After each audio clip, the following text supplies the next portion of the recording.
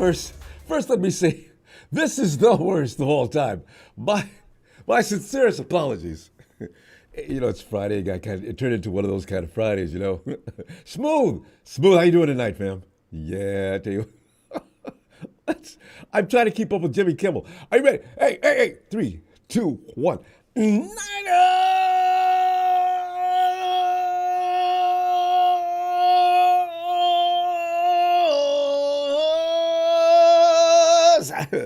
Woo! Fam, Brandon Staley, remember when he first showed up, we were saying some nasty things about him because he just came over from the Chargers and he looked like butt cheeks. And I mixed feelings about it. I didn't know. What I'm going to do, just from this example alone, I'm going to stop judging people as they pick them up to bring them into camp. Although I still wonder, where's the guy that we picked up from the Chargers? Was that the Chargers or was that the Bills? Anyway, that last coach, he's not even there. The running backs coach? He's not, is he? Anyway, Staley's being called I call him D Genius. 49ers assistant head coach Brandon Staley's impressive defense in training camp day 8. Family, 49ers defensive schemes per Kyle Shanahan's orders will return to the dominating formula of pre-2023. Because as you know, a lot of guys were out there playing, but their heart wasn't in it half the time. As demonstrated by that run defense, which was one of the worst I've seen the 49ers have since, remember that year when records were being set against the 49ers for the run stop? We couldn't stop it. There was nothing that could help the 49ers stop the run. We looked like that last year. But still, that just shows you how badass the 49ers were. That was the worst run defense in the world, still ended up in the Super Bowl. And should have won. I blame them for that, too. It was all the 49ers' fault. The Chiefs didn't beat them. They did, they idiots. Even though San Francisco managed to find themselves in that Super Bowl 58, the club will be reverting back to the Robert Saleh, DeMeco Ryans fashion of crushing opposing offenses.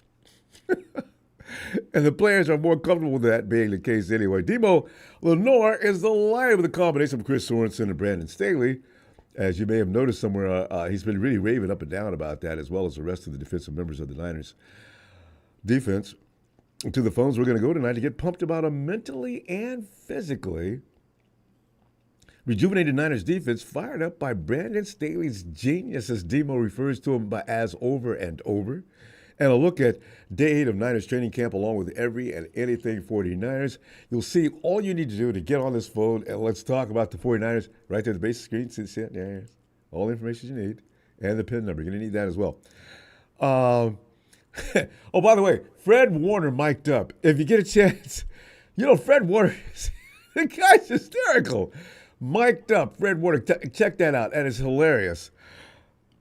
No good news on the hold-in or hold-out Brandon Aiyuk and Trent Williams. By the way, remember everybody was getting all excited about the fact that Brandon Aiyuk's going through camp. He's high-fiving and he's just a big smile on his face. He's just in a great mood. And we started speculating, well, he must be getting his contract.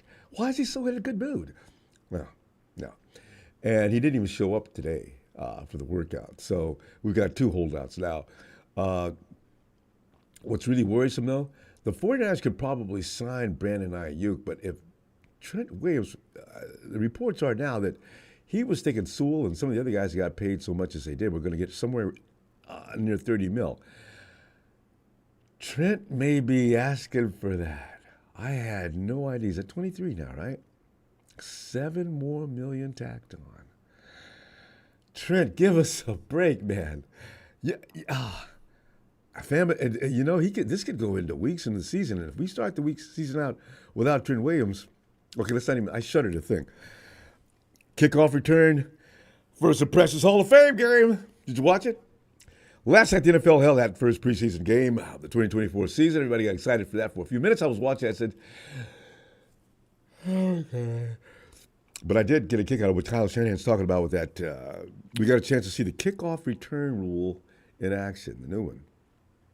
Coach Shanahan was also paying close attention and told reporters, quote, "It looked kind of messy. It did, didn't it? So I'll wait to see it on the coaches' film and maybe see if we can figure some stuff out. But we're still trying to learn, and that was the first time everyone got to see it. I think we could probably do it better than what we saw last night, though. We got the better guys. He goes on to say, I think I saw 3 of 8, so it was messy. But I'm sure they will be throughout the preseason. We'll get as much info as we can on it and adjust as the year goes. You figure if anybody's going to do a good job on this, it's probably going to be Shanahan, right? There's a few other coaches around the league who are probably going to do a good job on it. But there's a few coaches that are probably going to take that and make it their own. And I suspect that the guys we got, because, none of us can wait till we see Debo run that. You got to wait. You've got to stand there and wait till the running back. Certain guys, or not, well, certain guys are going to tear that apart. We'll see. Anyway, Shanahan said he wanted the defense to get back to the principles that made it one of the league's most feared units under previous coordinators Robert Saleh and DeMeco Ryans. But Brandon Staley doesn't have a background in this scheme, right? Niners assistant Nick Sorenson does, which is why Sorenson was named the new D coordinator for most likely. But an interview with Staley left Shanahan and Lynch intrigued by what wrinkles he could bring to the mix. He says, hey, this guy doesn't know anything about what we do, but he could actually do some things with it. We've already got Nick over there to run the traditional thing we like to do. Get him in there, let him do the Brandon Staley on that defense, see what we got. Schematically, Staley's a disciple of Vic Fangio. The Niners hope this experience can translate into Staley adding some wrinkles to the defense while also trying to pass rush and coverage together a little more cohesively than we saw last year. Demo loves Staley, though, man. There have been no complaints from anybody else about the D and how it's been navigated either. But, and by the way, Charles, I hope you're watching. Hey, Charles. Yeah. Charles, I've been telling you for 2 years, look out for Deommodore Lenoir. He is not as bad as people think. Now he's considered one of the best on the team. We'll see about that, though, as the year goes by. There's some dogs on that defense, especially in that secondary, which is rich with talent this year. We're going to end up losing a couple of good players, I got a feeling. But let me talk about your fave secondary player and former, Charles. 5th-round pick. You know what we do about the 5th-round pick? It is a magic pick for the 49ers. How many bad 5th-round picks have we had? Let that sink in for a moment. I'm trying to think of one right now. I can't really think of one. They all come in kicking ass and taking names. He's in his 4th NFL season. We got to pay him next year. He's probably going to have a big payday, or he's going to try to have a big payday. He's developed into one of the team's best cornerbacks. With Pats coming on this week during training camp, so it is legit. Demo has already intercepted Brock twice, but then again, you know what? I think everybody's intercepted Brock at least once. Hey, Brock's experimenting. Oh, leave him alone. I want him to experiment and find out what it's going to pay off. If Brock figures out everything he needs to figure out, any team that thinks, this guy throws a lot of picks in practice. The game time comes, you're going to get blindsided. It's just, I love it. In addition to Demo, the Niners boast a strong cornerback room. As I mentioned, man, Travaris Ward, Isaac Yiadom, Samuel Womack is coming on. Gerald Luter. This looks like he was a good pickup, too. Rookie Renardo the Dog Green. Demo joined KNBR Tuesday morning to discuss the cornerback depth, saying, quote, I feel like since I came in my rookie year, this is the most talent we've had as a whole in the secondary, I believe. In fact, Fred Warner said this may be the best secondary the 49ers have had in 49er history. That's saying a lot, because Hicks hit his hot licks. I don't know, man. Are they going to surpass all that? With just all the guys we have, and this is Debo, people being able to do multiple things, play 2 positions, it's crazy. It's going to be tough decisions between all these guys because everybody in the room is talented. Unquote. Debo also believes the Niners have a secret weapon this season. Yeah. He's going on and on about that guy. Nick Sorenson is a DC and is just fine, but it's assistant head coach that has been working extensively with the defense, hands-on with that secondary. Good! People describe the coach, he's a genius. It's like having Kyle on defense. Unlike Jalen, I know you don't want to hear it, do you? Unlike Jalen, Timo refers to Coach Kyle Shanahan as one of the brightest minds in football and the Niners' offensive play caller.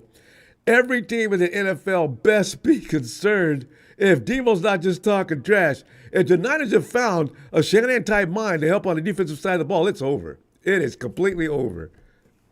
I say that with no shame or regret. It is over. Demo continued to heap praises on Staley, saying, quote, just the knowledge that he brings to the room and how much guys respect him, respect his word when he speaks. It's a blessing for him to be here with us. Who knew? Unquote. He goes on. I respect him as a coach, as a person, the joy he brings to our room with just the knowledge of teaching us so many things. It's a blessing to have him here. Unquote. When asked about specific things he has learned from Staley, Demo responded saying, quote, playing the angles of football and playing the percentages. There's a couple of guys I wish we still had that we lost a long time ago that didn't really have that down pat. He kind of told me the percentages of you getting a fade every down is less likely, so why would you play that with the start of the downs, right? Common sense. Have you looked at every now and then, have you watched the game and watched the quarterback go? Kirk Cousins is famous for that, though. Cousins throw 15 fades if you let him in a row. So there's a little flaw in that logic, though. But so actually think, when you're out there, you already got the talent. Think. He's not going to throw that many fades in a row. But if he does, you're dead meat. Use your brain and the plays will come, unquote. Are you loving this rhetoric, fam, or what? They never talked about Coach Wilks like this last season, not once. Now, we knew he had expertise with the secondary, and that was supposed to be his thing. Staley's coached every position and been a head coach on the field. We may be able to keep him for a year, but that could be enough. If we do it this year and finally get it done, if Staley's everything that Demo says, I don't know who's going to stop the 49ers, because that offense is not going to be contained by anybody. I suspect a 21-point minimum from that defense. Now, offense. Now, the 49ers defense is going to add some points to it and keep the other team at bay. This could be interesting. Practice. Aaron Banks, Nick Bosa, Spencer Burford. Banks has got back going. Nick Bosa's resting. Spencer Burford hand. Jacob Cowing hamstring. He's fast. Every guy that's fast, his hamstrings won't work. If you could get every guy that runs a 4.3 and have his hamstrings replaced with titanium or something, it'd be a lot better. Flexible titanium. Is there such thing? Isaac Rindo, hamstring. Another fast guy. Juwan Jennings, ankle. Jarrett Kingston, offensive line. Tay Martin, hamstring. Christian McCaffrey, he's taking a rest. Curtis Robinson, Logan Thomas. Is Logan fast? Hamstring.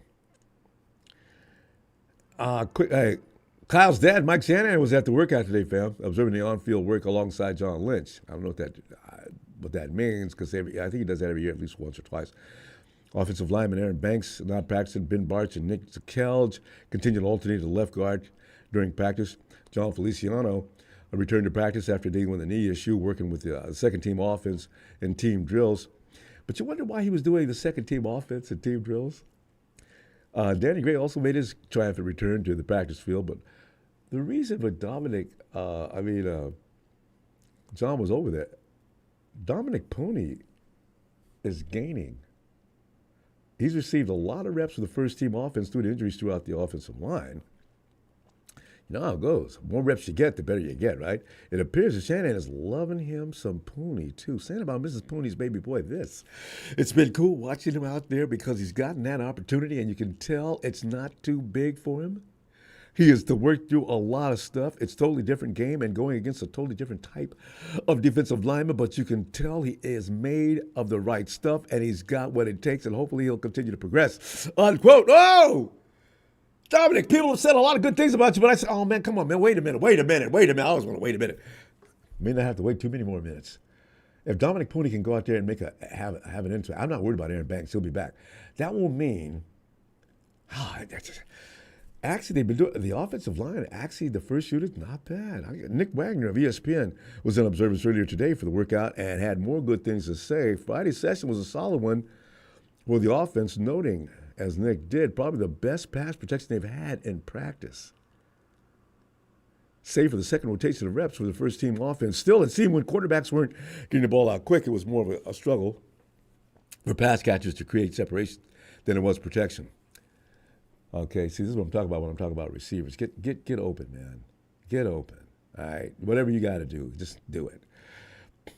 And Eric, our Hawks fan, Eric, who calls it, you're going to love this. Wagner reports that running backs Elijah Mitchell, Jordan Mason, Cody Schrader had some big runs. So listen, by the way, Eric, Cody's been tearing up consistently. Grant Cohn has called him, wait for it, the top rookie in camp this year. That's saying a lot. That's saying a whole lot. I can't wait to see the Schrader kid. He's had some good runs already in practice with good blocks coming from offensive lineman Barch and Colton Bukevich, along with tight end Eric Sobert. Matt Barrels, the athletic. Brock Purdy completed 5 of his 8 pass attempts, while Josh Dobbs went 6 of 7. Brandon Allen completed. This says something about the offensive line, I think, more than anything else. Brandon Allen completed all 8 of his pass attempts during team drills, including an impressive throw to a diving wide receiver Trent Taylor along the sideline. Purdy connected with 2 wide receivers, Deebo Samuel and Chris Conley, and hit tight end George Kittle 3 times. However, he finally did miss Deebo on his only deep throw of the day. Key stat. For the second consecutive practice, no INTs for those who don't understand what that's about. And he can control that. Can you see that? You can't use that anymore. And you guys that are trolling around saying, well, you better throw him. Just shut up. Ricky Pearsall didn't record a catch today during practice, but earned praise for his contributions as a blocker. And you know who loves blocking wide receivers. This kid gets it. Shanahan even said that about him. He said about Ricky this. It's been cool watching him in the run game. He definitely understands our standard. It's not someone we have to call in and be like, we need more. He gets it. He's doing everything he can and just needs to continue to get more reps. I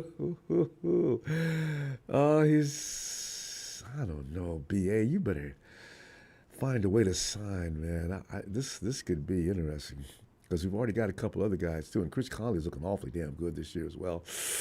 B.A., man, come on, man, can we sign B.A.? Quarterback Isaac Yiadom, who's become a huge Pearsall fan, also added, every single opportunity I get, I want to work against him. I think he's making me better. I think him going against me is making him better, too. So I'm a big fan of him, unquote. You go, Ricky P. Hey, down on the land, down under. I can just see Tony now. Yeah, he's got to change that name now. As he take that Y off his name. Rick Pearsall. Fam, Tony's right. Rick Pearsall does sound a lot better, doesn't it? It does. We got to talk him into that. That the only turnover of the day from Jennifer occurred during the exchange between Purdy and Mason. Defensive tackle Javon, recovered the loose ball and returned it for a score. Can Javon run that fast? I didn't even know. They must have been on a 1. Quarterback Deommodore Lenoir. Defensive end, is it Yetter? Is it Utah? Yuta Gross-Matos combined for a would-be sack of Purdy. Another play by Gross-Matos pursued Purdy, following a throwaway. According to Cam Iman, a Bay Area sports group, cornerback Ambry Thomas broke up a deep pass from Josh Dobbs intended for wide receiver Danny Gray. Hey, you know what, fam? If there's anybody that's probably susceptible in that room right now, it might have to be. Is Ambry Thomas going to make this team? Are they going to keep 6 guys? Anyway, this week, Jair Brown expressed confidence in the 49ers secondary, stating, we can be great. I think we can be one of the best secondaries to come through here, honestly. Unquote. Jalen Graham. Don't ask Fred Warner about Jalen Graham. He goes nuts. Look at him in that mic'd up view. Jalen's out there making plays, and Fred's his biggest cheerleader over the corner, man. And Fred's on the same field of play. He just keeps yelling his name. He continues to sign, make a big stop on Schrader after blasting past tight end Mason Pline. Tatum Bethune forced a fumble by tight end Cameron Latou, who's out there still having problems, I guess. That was recovered and returned for a touchdown by CB Chase Lucas. Finally, bad news, fam. It's Jake. Jake had, and I'm talking Jake Moody. There's only one Jake. Missed only 1 field goal attempt during training camp, but today, Jake couldn't stand it. He missed 2. You know, fam, I got a feeling that Jake's going to have these long stretches where he's just perfect. Get us all comfortable with thinking we can rely on him, never worry about him. And all of a sudden, boom, we're going to get into a big game. And like the Browns game last year, we lose because Jake was responsible for us to win or lose. He did make kicks from 38 and 43 yards, but missed attempts from 46 and 53 yards. Although that's a little longer, I guess. All right.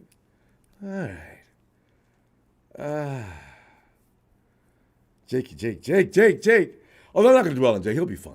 He's the only guy we got. Robbie's not coming back. Besides, Jake's got a long. Man, Jake can boom that ball too. Matty, asked up in beautiful Bend, Oregon, sitting out in his backyard and sipping on one. Matty. Oh, it's beautiful. Beautiful, buddy. Yeah, dude, my vote's in for Ricky instead of Rick.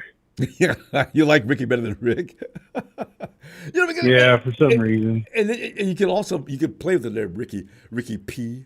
And exactly. That's kind of what I was thinking. Yeah. But Rick does sound macho. And we don't need macho. We just need a good player. It does. He might change it up later. You never know. He's looking good, fam. And you know what the thing is? You've seen Ricky talk. He's cocky. He's arrogant. He's confident. I friggin' love it. My wide receivers all should look like that. I want to see him walking away from defenders on the during the games. I want him seeing walking away from defenders and chatting them up and pissing them off. Take some pages out of JJ's book, Jawad Jennings. Yeah. Well, dude, I just have the feeling, man, like if the chemistry's right between Pearsall and Purdy, like I would hope it could be, like I want it to be. Yep. Like it could be like we could do a little comparison, I guess, like a Joe Montana, Jerry Rice connection. Yes, indeed. And like a generational thing, man, like something you talk about for years. Yeah.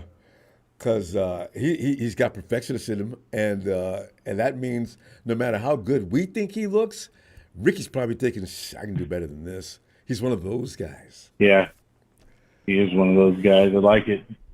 I like it a lot. Coverage. I do. And he's blocking.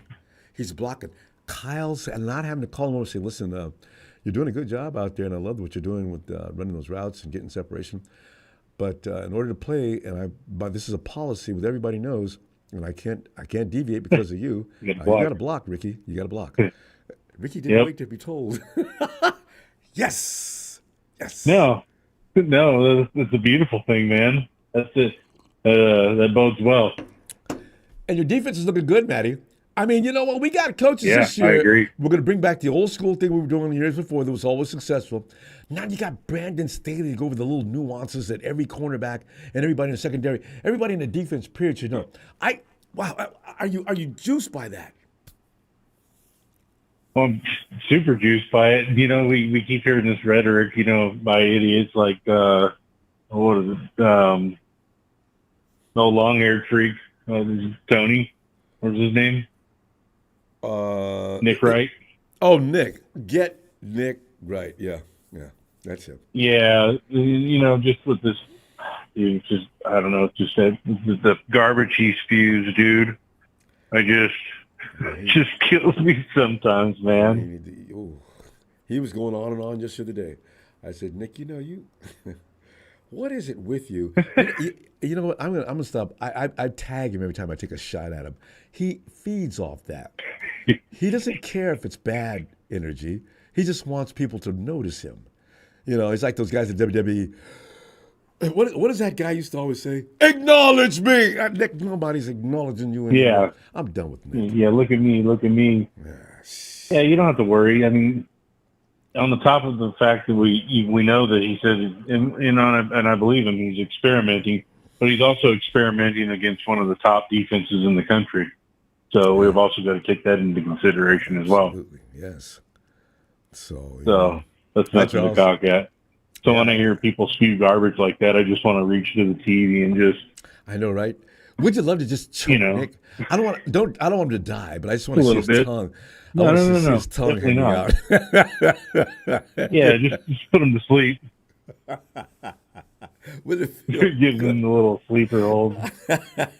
Put him out for a little bit. He really does. Good night, buddy. Good night.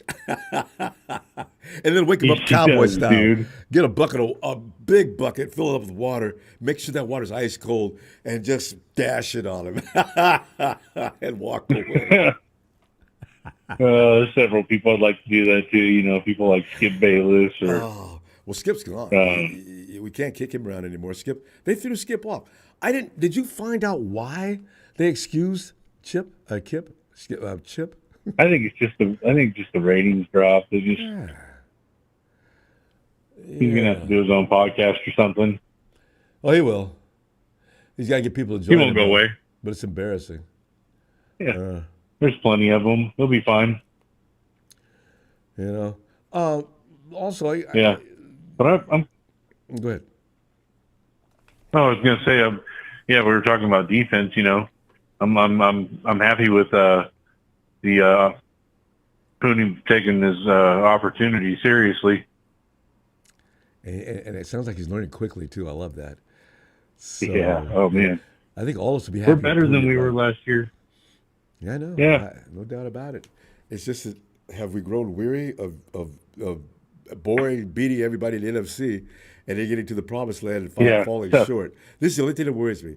They know they can beat everybody in the NFC. There really isn't a team equipped to beat the 49ers. The 49ers would have to give them an open door, something like what they did with Detroit and also with Green Bay. And they still didn't let them, they got denied. Now, what does that tell you about the 49ers? And we're a little better than last year now, a little more polished. Brock's got a little more time under his belt. It's going to make him a better quarterback as well. I need Brandon I think Aiyuk so out too. there. I think we're gonna. We need him, Yeah. but I think we're gonna stop seeing those slow starts as much. Yeah, because don't dig a hole. And I don't want people running from the 49ers like they did last year. If we can stop the run, we'll be back to No. normal. Yeah, exactly. Yeah, no, I agree. That's never a bad thing though. Yeah, Somebody thinks they knows they can run on you, it's over. Jamon, I wonder how dedicated he is because he is built for that kind of thing. He's got a low center of gravity. He's got a huge base. You're not going to push him around. He should be able to ward off blocks and grab that runner as he's coming by with ease. The guy's strong as a mule. All right, we'll see. Oh yeah, yeah. I'm looking forward to seeing some of that. So yeah, well, I think we're looking good on all levels, man. I think we just need to. We just basically at this point we just need to stay healthy. Yeah, that's the thing right there. Matty, no matter how good we look, fate, you can't There's always remove that. players. There's been teams that down through the years have had great teams and got decimated by injuries, and they were in the mix, and they should have been. Yep, it's happened to plenty of teams over the years. Yeah, especially us. So, Yeah, we definitely seen our share of it. So more than us. I don't want to hear it from some of those other teams about some of that stuff. It's like, man, we know what it's like. Have you entertained the thought? And I just bring this up because I'm hoping it's not going to entertain the thought of starting the season without Trent Williams. No, don't even get, dude. I'd rather start the season without Aiyuk than Trent Williams. I don't know. He's going to want, if he wants $30 million, they may be forced to trade Brandon Aiyuk just for that reason. Now your strategy has to change in the front office. If we're going to have to extend Trent Williams, get him on the field, we pretty much have to do that, or the offense is pretty much only going to be 60% of what it could be, right? And that won't do. You can go ahead and trade Brandon Aiyuk and see what you can get for him. I don't think Devontae Adams is in the mix, but anyway, if you can, go ahead and do that. That'd be nice. Get him for 1 year and sign Trent, and maybe we're not hurt as badly without Brandon Aiyuk if you do that. Devontae would be a good addition. I think he'd be good for the locker room too, man. He seems like a good dude.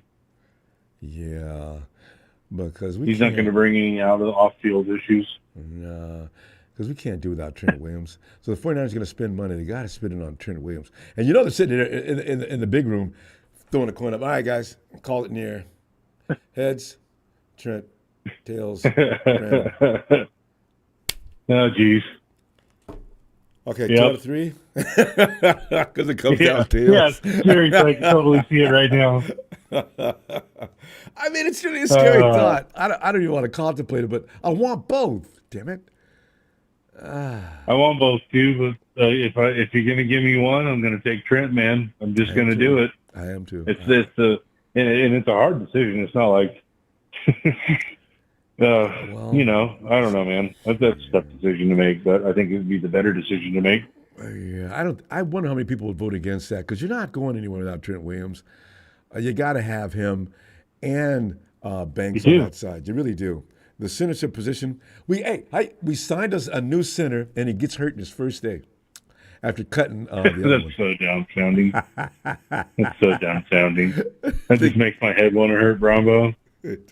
the kid that got cut must say, "See, bleep you Niners, and don't ask me to come back." I'm going Yeah, with it. yeah. Seriously, I'm never coming back.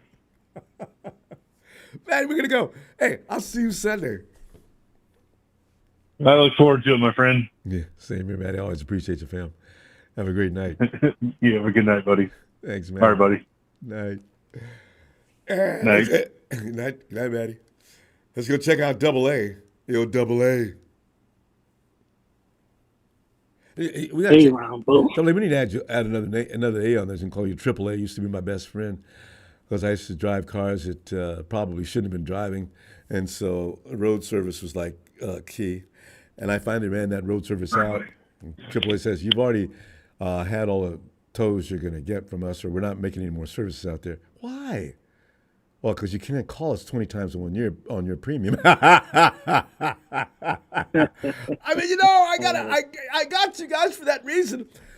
But seriously, Aaron, man, we got a defense now that I can't wait to see. It's more exciting this year than last year because when DeMeco left, was there a vacancy left in your heart, man? I was thinking, man, they love playing for DeMeco, man. Are they going to be fired up on Wilkes? I didn't see any emotion in Wilkes. He always had that stoic look on his face. He wasn't firing people up. He was up in the booth. And now, Staley's got guys pumped. And if you see footage, look at Fred Warner's mic'd up. That defense is fired up. It's a good thing. So Staley's back. We're looking good. What do you think? Yeah, I mean, so far the players like Nick Sorenson and Brandon Staley, so we'll see how they do on the field. Yeah. They got to be inspired. We didn't see an inspired 49ers defense last year. Not really. They went through the motions. But that run game, how we got punished every week, I think that's a direct reflection on the mood in that locker room sometimes. I'm hoping that's not it because they're supposed to be professionals and they're getting paid a lot of money to play better football than they played last year. But the way teams ran against us last year, Aaron, that cannot continue. No, not at all. And I think last year, Steve Wilkes didn't bring the juice that Robert Saleh and DeMeco Ryans had. Yeah. Like Robert Saleh and DeMeco, on the sidelines, they were so pumped up. Oh, remember Robert Saleh they hired a guy to hold Robert off the field. Remember that guy used to always be holding Saleh's shirt and pulling him back so he wouldn't get penalized? That's the kind of fire I want in my coach, especially my defensive coach. Kyle Shanahan's always going to be Kyle Shanahan style. It's not really over-the-top crazy. Nothing like McVay sprinting out on the field and not getting flags like he should. But he stands there, he's quiet, but he's still getting the job done, right? I mean, some people don't think so, but still. But that's the kind of defender I want. When the guys come back to the sideline, I want him sprinting down there to give him a high five, chest bump him, scream at him. You're the man. Get him, let him fire him up. You got to keep those guys pumped. I love that. So you got to guy. Yeah, and also, but yeah, and also, I think Lenoir says Ellie is a genius. Yeah, he did. I guess what he means by that is he's a good defensive-minded coach. Because when he was with the Rams, yeah, I think when Staley was the defensive coordinator for the Rams, I think the Rams' defense were pretty good. So, yeah.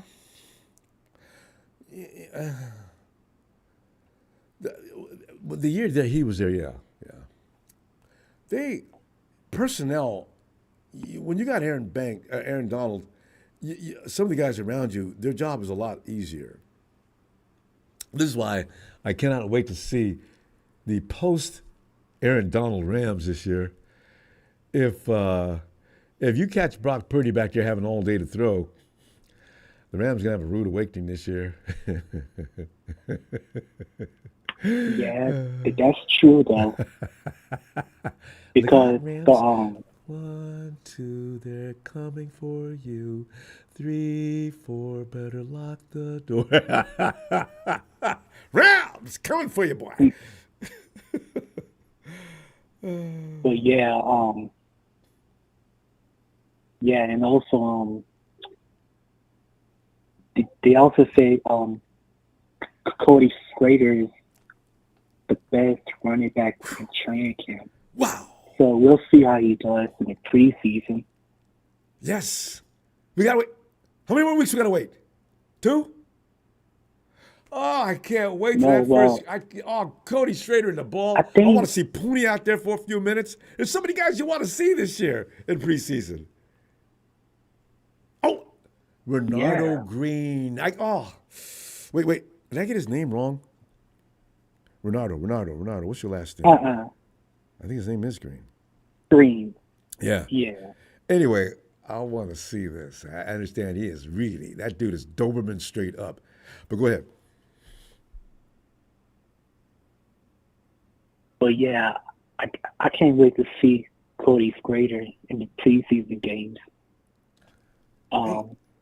Hey, we got a game next Saturday? Is that right? It's next Sunday. It's I Sunday. believe. It is Sunday. We got to. We do have a preseason game this year on a Sunday. Ooh, this is the one. Oh God, yes. Oh, that feel will come back on a Sunday. We're not having it in the middle of the week. We're not having it on Saturday or Friday or Monday. I didn't know. My God, I can't wait. Okay, let me calm down. Go ahead. I'm sorry. Hey, go ahead. What else you want to add?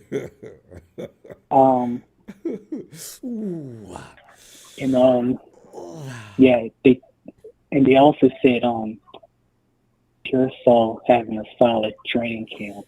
Who? So, Who? Ricky Pearsall. Oh yeah, Ricky. What am I? There's number one. You want to see Ricky. You want to see Cody. You want to see Malik Mustafa. Oh my God. We got some rooks. Pooney out there. We got some rooks I can't wait to see. Yes. All right. Oh yeah. Yeah. All right. Tell you what I'm gonna do. I'm gonna go. I'm gonna see you, Aaron, on Twitter as I always do. and I'll see you Sunday. All right. Sunday. All right, Ronbo. All right. Sunday before the Sunday. Ooh. All right, fam. Yeah. Have a great night. All right, fam. You too. Thanks. Hey, I didn't know we were playing next week. Thank you for informing me. I was just blah, blah, blasé along in my life, and game coming up as early as next Sunday. All right, fam. Yo, Anthony.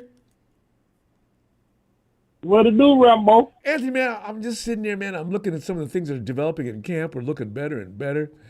You got Demo out there talking about he's got one of the greatest coaches of coaching times. And if Demo... I'm a genius. Yeah, now call the man a genius. He never even referred to Shanahan as a genius. Yeah. Well, he kind of did. He says, we got a Shanahan on defense. We got a coach Shanahan on defense. Now, if his brilliance comes into play with this talent, Anthony, I'm talking about guys that are already sharp. Fred Warner. I mean, you know, these guys on defense, Nick Bosa. Talking about all kind of experience. I got another assassin just recently named Leonard Floyd. Oh, my secondary is ridiculous. I'm going to be crying when the cut day comes, Anthony, because we're going to be losing somebody. We're going to say, no, not him. Unless it's Ambry Thomas. Ambry's having a good, Anthony, he's having a good practice this year. He knows. Yeah, I've seen that. What are we going to do? Universe models is out there causing problems. Ooh. See? We're going to forget all about Eric Armstead. I haven't heard anything about that Malik. That big boy can roll. Cross models, that big boy can move. And have you ever noticed, have you seen any photos of 49ers practice? Every photo you see has Jair Brown, who looks like he has a 50 to 60 inch vertical. I'm saying, why can he? Why do you guys always catch that shot? Jair is going way up. It looks like he's wearing wings. Well, what in the world? Jair is a big model. And then he's got leaping ability too. Ooh, I know he's just a little shorter than 6'4" Fred Warner too. I saw them walking together out there on the field. I said, Jair's a big dude because Fred ain't nobody's small man. Yeah, because Fred Warner is 6'4". And two what? Yeah, Fred's a stud. 230 pounds. Yeah. Of solid rock. That boy's got cuts and size. That's why he's always talking trash. Renard Green is out there going acting a fool. I love the 49ers can draft, can't they? The boys can draft. I love it. Yeah, they. Anthony? Anthony, did we disconnect? You know, Ronbo. Oh, there you are. Okay. Go ahead. Ronbo, you know, Staley. You know, Brandon, he was the coach. defensive coordinator when the Rams went to the Super Bowl. Yeah. That makes sense. For the Rams. Yeah. Yeah, he was a defensive coordinator. That's why Kyle said, come on over here. I want to talk to you. If the Rams don't want you, I want to talk to you. Oh, You know what a lot of people don't know about is Sorenson. He played college football. He was a DB himself. Yeah. They got all the instruction they need out there. Yeah. The things defense gonna be on fire this year. We just want that marriage between the defensive line, and Sorenson's going to bring back the concepts we were using before with DeMeco and Robert. We're going to bring that back, and now you got the secondary, one of the best we've had probably since.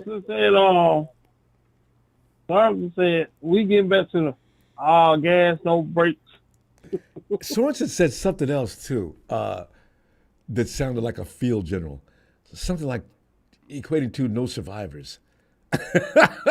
Sorenson's preaching all-out demolition, complete. I mean, he's talking about destroy, seek and destroy, take no prisoners. I love it. So, and they like playing like get that. Everybody swarming to the ball. I know. See, it's gang tackling. Yes, indeed. See, they need to be inspired. That's we got these guys that are going to inspire them. That's all they need. And they said nothing but good things about Sorenson as soon as that hire was made. You know the only thing word being Rambo, like What's that? last time me and you was talking. A lot of these players we got there real physical. And you know how the referee is when it comes to us. I know. Because how many times they called Drake last year for just playing football? I mean not Drake, Dre Greenlaw. Man. They got Dre Greenlaw. It's like they bird dogged him. They were waiting for him to hit somebody too hard. How you hit somebody too hard, ref? This is football. And that penalty he called when we were playing against the Green Bay Packers. Not Green Bay, I mean the Eagles. Mm-hmm. That man was in bounds, man. I be seeing all them other players doing that. Don't be throwing no flag. Dre hit him so hard that the official thought he must have been out of bounds already. For him to fly that far, if he was still hit in bounds, just didn't make sense. Boy, when Dre hit a man, the man stays hit. Bam!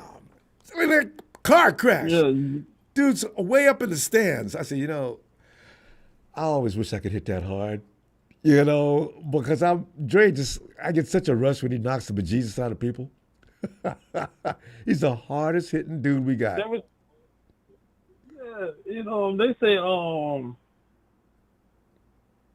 They say Mustafa Oh yeah. got the same Same what's mentality. called Jay Greenlaw. Yeah. I said, oh man. and Renardo Green is just like a little pit bull. I mean, they can fly. Yeah. A little scrappy dude. Yeah. See, Scrappy dude. Anthony, it's always them dudes. Every time, especially JVs and varsity football, right? You see a small dude out there. He insists on wanting to play ball, but he really ain't got the size of butt to be able to handle all this, right? That's the meanest dude on the field, always. Because they got a chip on the shoulder anyway. The small man complex applies in football just like it does in real life. Them dudes, they will sacrifice your life to let you know you're going to respect me. Okay, all right, man. Hey. I can't wait to see this defense out there. I can't. Next week. Anthony, did you know what game was next week? Yeah. I didn't even know. I think we played August the 10th. Yeah. We play August the 10th. That's exactly 1 week away. Yeah. Oh, it's going to be such a wonderful thing. We're going to see the starters for a few minutes, but that's okay. I want to see the guys behind the starters. I already know what the starters can do. I don't want them getting hurt anyway. You don't either. We don't. So, yeah, bring that second string in. You don't need them out there a couple. Brock I mean, because without Nick Brock 2 Bosa snaps, on the that's all he field, needs. I'm sorry, go ahead. without Nick Bosa been on the field, it's been Ross Models and Evan Anderson and the boy out of that we got from Cleveland Browns. They've been making all the noise on the field. It's good to know because injuries be happening. And Nick and Leonard. You know, people don't know what they've put together. If people think Leonard Floyd's going to fall off just because he's joined the 49ers, they got another thing coming. He can't wait to play with the 49ers. He's already made it clear, come out here. They say they were talking about Mustafa. They say Mustafa is the only boy that ever hit McCaffrey in Stonewall. Is that what it's... Oh! Yeah. The other day, the McCaffrey tried to cut and Mustafa hit him in Stonewall. Okay. Now, I need to see him do that to Jordan Mason. If I see that, well, I will say, okay, that's all I need to know. Stopping McCaffrey is one thing, but Jordan Mason is a load, and I've never seen anybody knock Jordan Mason back. So, okay. What's the other guy the other day in practice? Who? Ross Martin. He tried to hit the corner and say, Ross Martin ran around and said, no, buddy. Over Jordan? Oh, I mean, yeah. Jordan Mason. Yeah, Jordan Mason, yeah. The thing is, Gross Matos is a big dude. Mustafa is not that big, but hits hard. You know what I'm saying? Gross Matos can run, too. I know. They say he's good at setting the edge. Oh, that's what Eric Armstead used to do very well. We got one. Oh! Yeah. Anthony, we got to go. I'll see you Sunday, he's greatest. All right. Just have a great night. Appreciate you, fam. Appreciate you, Rambo. Thanks, fam. Night, Anthony. Yeah. Cross models, man. Smooth. Get on in here. Smooth. Get on. Smooth. Oh. Smooth. Can you hear me? I can hear you loud and clear. Smooth, come on in. Oh, yeah. I just want to thank everybody for the prayers and everything else. Some other medicine that got me on, man, be having me out of it. I tried to listen to the show, but I was out of it that night. Yeah, I saw you mention that to somebody on the chat. So, you know? Yeah, I got an operation on the 6th, which is Tuesday. It's a minor operation, but the major one is on the 24th. All right. But I'm leaving all in God's hands. But let's get to this football, though, bro. I got news for you. Give me that news. You hear the news on today. Everybody talking about Brandon, to the Steelers. Brandon to Washington. Nah, Brandon staying. The deal will be done. Let me hold on. This is facts. You know, I saw that on Twitter. Some guy said that the deal was pretty much done. All the blogs and podcasts. No. Everybody's saying the same thing, trying to get a reaction out of the Niners. But you know, the Niners just keep everything tight. Because they know we're sensitive and we'll start screaming and hollering. then you start hearing about, shaking the hands on the field, or is he coming, or he's going, what kind of handshake? I mean, stupid shit, bro. But Cassidy always does that. They said he didn't show up for camp and all that. You know where he's been? Where? He's been inside working out, and he's been helping his homeboy. Who's his homeboy? From Arizona. That where he went to Arizona with, what's his name? Purcell? Ricky? Purcell? Oh, yeah. Purcell? Yeah. He's been working with him. He's been working with him all the time, man. All the time on everything. Ain't that something? And check this out. Yeah. You know, Lombardi, the one that be covering the Niners. Yeah. He came on. He was in there today. He got key news that Brandon Aiyuk, seen in a couple of days, he was there. He was all happy and everything. He was all uptight. Yeah. Yeah, they're working out a deal. So look forward to be. I think they practice tomorrow. They're off today. Look forward to deal to be done before Thursday. Ooh. Now I saw another writer said that too. He said it's all but done. Trust. He said trust him, right? It's trust you. What do you trust? But I don't know if the faithful heard it. But I stay here in San Francisco, so I'll be following him because he'd be right there inside scoop. Oh, the body. Silver. Yeah. So he heard it from Silver too. They was all in the room. Yeah, and I love Lombardi when he gets in that driverless taxi. Yeah, I love that. He was kind of pissed off too because he was talking about the people with the blog spreading rumors and all that. He said, don't listen to that. I listen to him, so that's where I get my information from, and I just pass it on. But they'll be done should be before Thursday. All right. No, he's just smooth. That's got to be done, man. Because we and all they have to do is now work on Trent. And we done. We in there, bro. Oh. Hey, do you think Trent wants somewhere near $30 million? He might ask for it because he thought the other guys, Sewell and some of the other guys that got a raise, he thought they're going to give him something. They're going to give him something like what they did with McCaffrey. You know. Yeah. He deserves it, though. He deserves it. Well, he does, of course. 36 years old. Yeah. He'll have it, bro. He knows when to give up. He knows his body. Give him a guarantee. Extend the rest of his contract. He's got 3 years on it. There's no more this year was the last year. 2 years or 3 years. Yeah. Anyway, just guarantee him the rest of the money on his contract. But he wants a raise, though. But see, they don't want to give him too much because 2 times he was talking about retiring. He's thinking about it. Yeah, I know. So they won't give him too much money, then they'll be stuck with it. And then you got to pay him after he retires. And he may not do that just to be mean, but maybe because he can't play any longer. But see, they need some money to roll over to next season. Amen to that. For our boy, you know what I'm saying? Because if Brock Purdy wins the Super Bowl, Brock Purdy be getting damn near $70 million. And the way stuff happening with these players is coming out and getting this crazy money thrown at them. Because everybody was upset at lynching them. You waited too long. Because Brandon was going to sign for like 26. We had his suit ready and everything, he said. I know. We see this every year. Then all of a sudden, Jefferson came out, Minnesota pulled that, like, oh, no. Game over. But, I'm like Bernie. I'm like Bernie Mac. I don't believe stuff happens. So, I was just patient, just sitting back. Because that's what the Niners do. I know. Before preseason games, especially if you're a star, you already signed, you're going to get yours. Mm-hmm. But this is first time negotiation, so he was like, tripping out. So it was mentioned. Debo was the same, so Debo was like a lot more noisy too. Brandon hasn't been all that noisy. Man, we could be so unstoppable. Yeah, it's not even funny. Because Brandon's gonna be all fired up just to be got his contract. I got a feeling he's gonna play well. Our preseason game is on Saturday. This coming Saturday, next Saturday. Oh, it is Saturday. Damn. Saturday, yes. It's not Sunday, it's Saturday. I have a schedule right here in front of me. Right. Yeah, I have a schedule in front of me. All right. Look out for Cody Schrader. Look out for him, bro.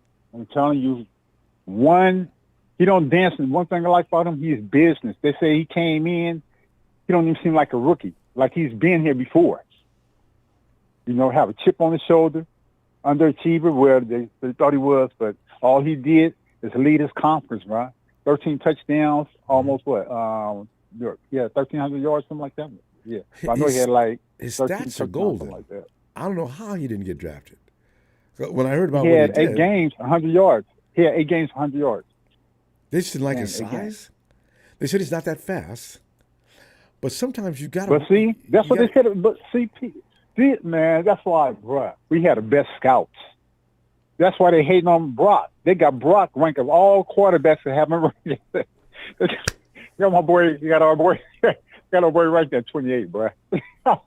They still hating. If Brock goes down as one of the greatest quarterbacks, I think his man was 87. Something like 87. They hating, bro. They hate. You know his passer because they don't want to be. They lose face if they agree that he really is good. You know what it is. You know what it is, my brother.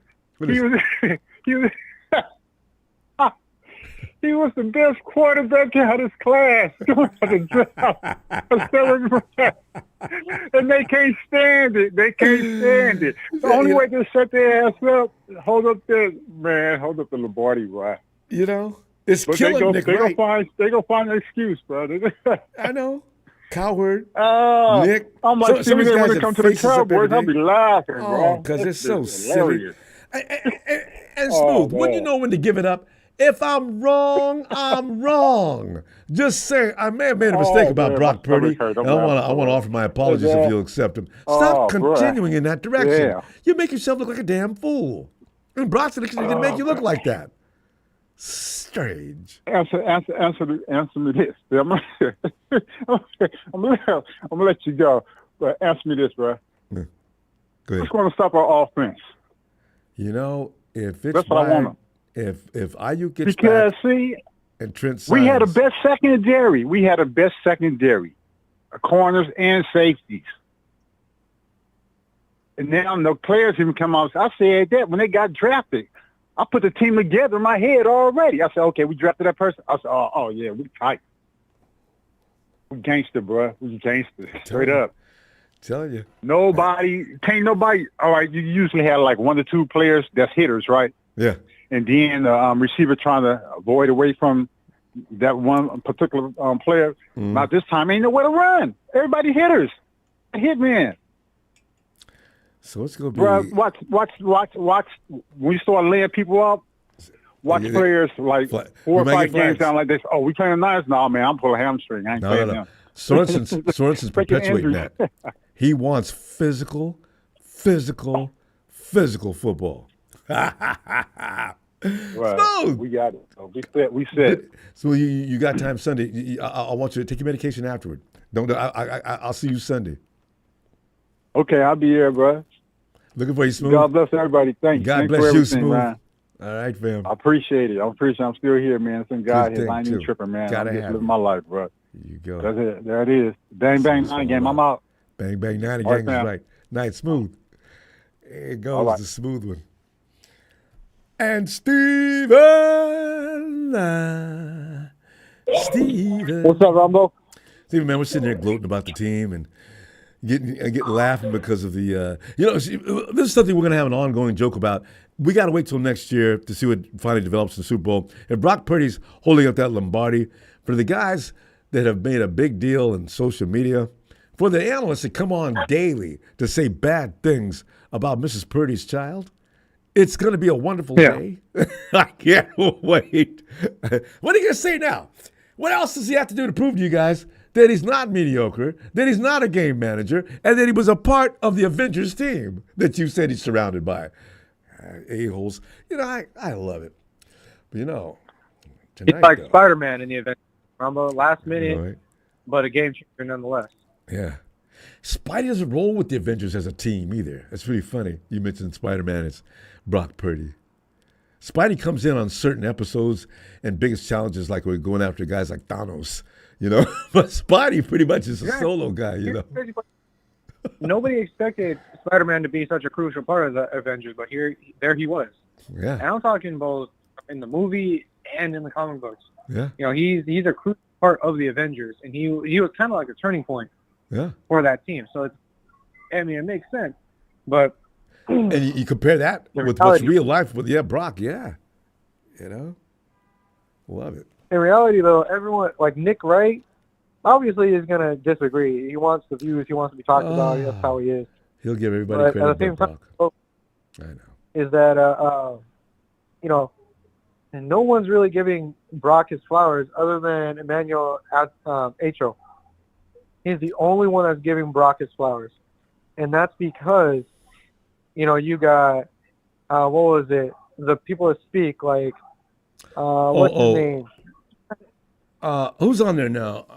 Is Shady, Joy Shady still McCoy. over there? You got Joy's still over there. I haven't watched it a long time because I don't feel like getting He pissed doesn't give off. Brock his flowers. Oh, yeah, no, they talk nothing but shit. But Emmanuel Acho, he's the only one that's like, oh, yeah, no, Brock Purdy is the truth. Like, what more do you guys want him to prove? And he What brings more out, could he and I love when he possibly goes to the board and points to numbers. So what are they? He's pointing to numbers. What are you talking about? You can't Exactly. say this. God. Like they were getting a heated argument about, should Dak Prescott be paid as much as Tua Tagovailoa, or should he be paid more than Trevor Lawrence? I say no. I have 100%. Someone, I forgot who else. He was another NFL player, came on the show, and he was like, absolutely not. I don't think he deserves that kind of money. I think he deserves to get paid, but nowhere near a crazy contract like that because he's only a regular season hero. He's not a postseason winner. He's never came out of the first leg of the playoffs. Stephen, So one thing, the question that can't be answered, and I always hit a wall when they say it. Okay, well, if you're not going to sign Dak, who are you going to get? And you're not going to pay Dak. You're going to let him walk. Now, who do you get for your quarterback? And quarterbacks are hard to come by, especially the quarterbacks that you could call franchise quarterback. So now, what do you do though? See, that's the thing. Well, they got Trey Lance. Well, They got Trey Lance now, so they're gonna have to. I would assume so, yeah, because from what I'm understanding is that Trey's getting a little bit more reps than Dak. Well, they love for Trey to get ready. I'm pretty sure they're going to work him as hard as they can.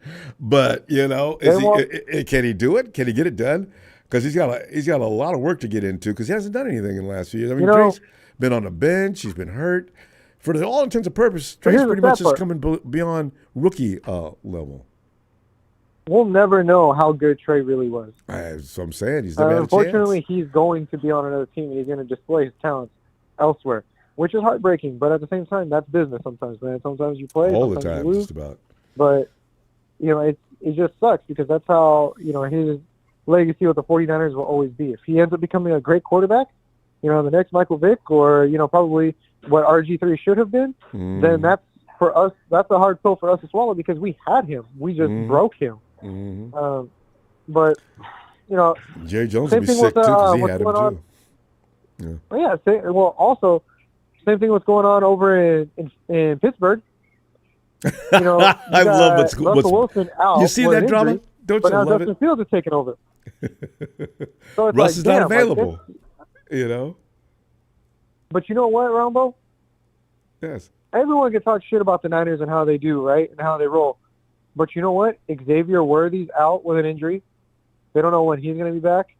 Xavier, isn't that the Kansas City Chiefs speedster? Yeah. Yeah. Oh. Derrick Henry is out indefinitely. Wait. Let me make sure I heard what you just said. You said Derrick Henry, Lamar Jackson's guy. Yes. Indefinitely why? Actually, no, my bad. DeAndre Hopkins. Oh. Well, that's not unusual for him. Yeah, no, he's out indefinitely with anything injury. His time has come. He got hurt last year, I think, too. So they're going to be tough. They're going to be tough. The Ravens. So many people with injuries, Ronbo, that aren't going to be playing this season just because of just not training properly. And the Niners so far, we had a scare, but nowhere near as bad. We're getting Hufanga back. We're getting, Dre back. We're getting a lot of our players back. And if we could just maintain that healthiness throughout the entire season, there's no doubt in my mind, Ronbo, that we will take a Super Bowl. Oh, hell yeah. If they know all too the much. team is there, yeah, they're too polished. And all cylinders firing at the same time, it will always 100% be in the Niners' favor. They're too polished now. If the 49ers are healthy and on the field, come playoff time, I can't see luck being on the Chiefs side this time again, and Dre Greenlaw goes down or something else crazy happens. And by the way, you got a more polished quarterback now that won't miss Brandon Aiyuk if he's open on that other side of the field now. So I'm looking forward to that. Can't wait for that. Oh, yeah, I'm looking forward to it too, Ronbo. Hey, Rome's in a good mood tonight. Ronbo's in a good mood. He's talking. He's having a fun time. But, no, I got the whole family here because we're heading out to Monterey tomorrow. All right. Yeah, go ahead. Fisherman's Wharf. Yeah. What's your favorite restaurant? And then, what was it?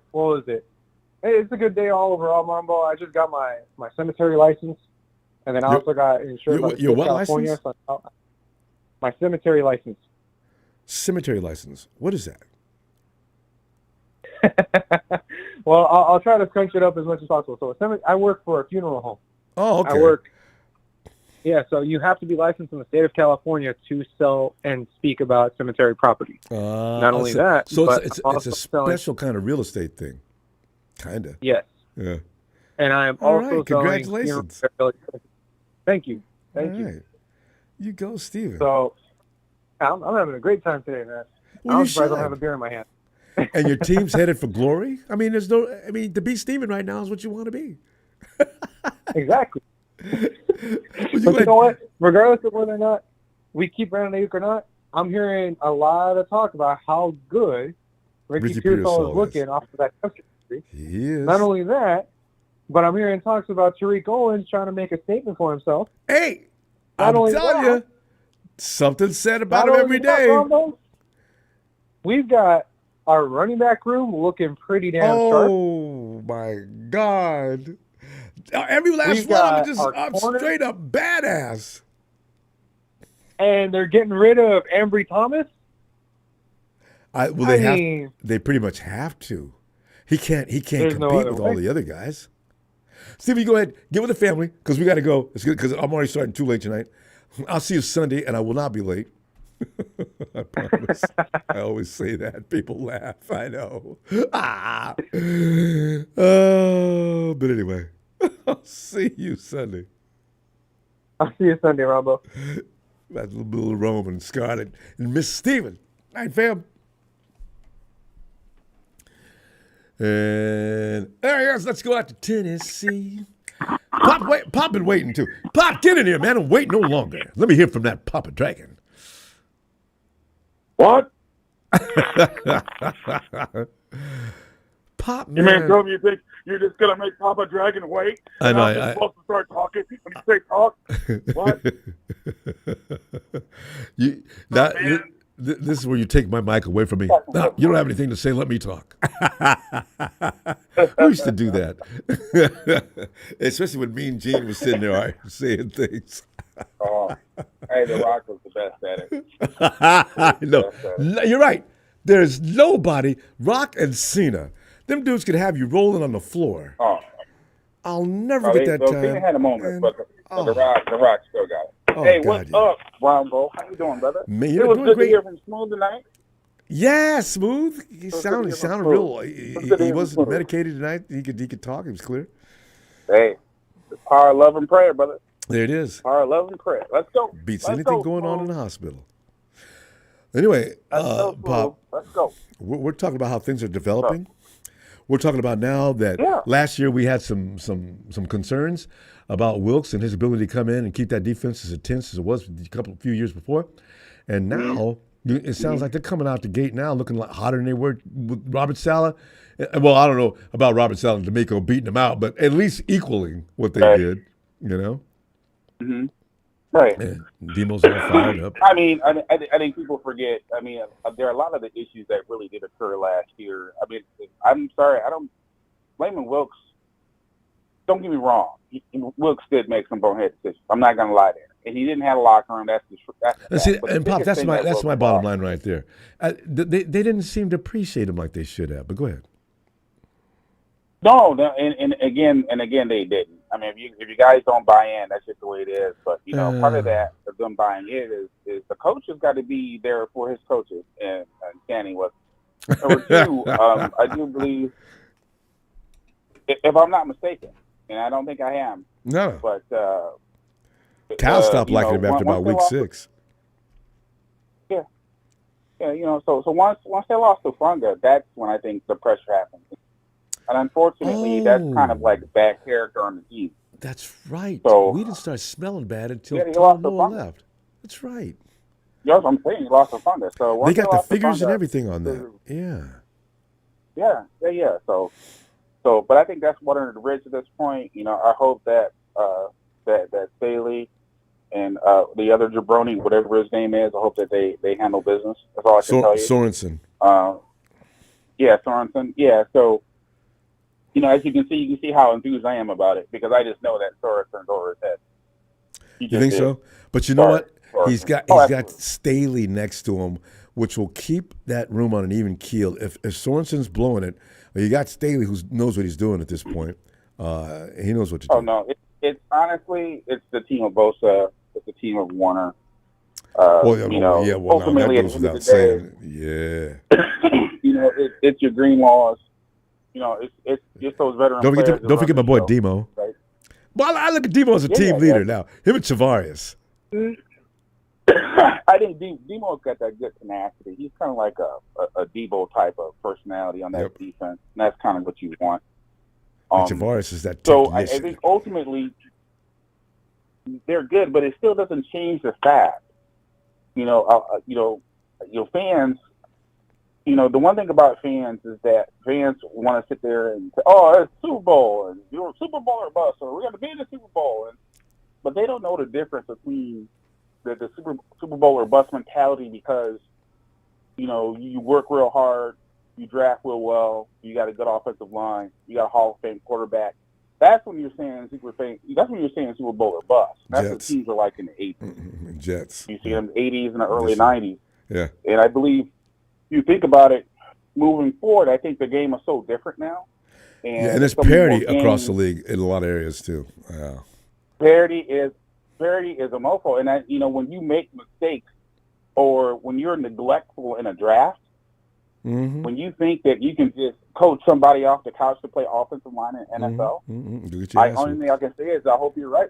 I hope you're right, Shanahan, because you're being tested. Because right now Banks is out. Well, he'll be back. Williams is out.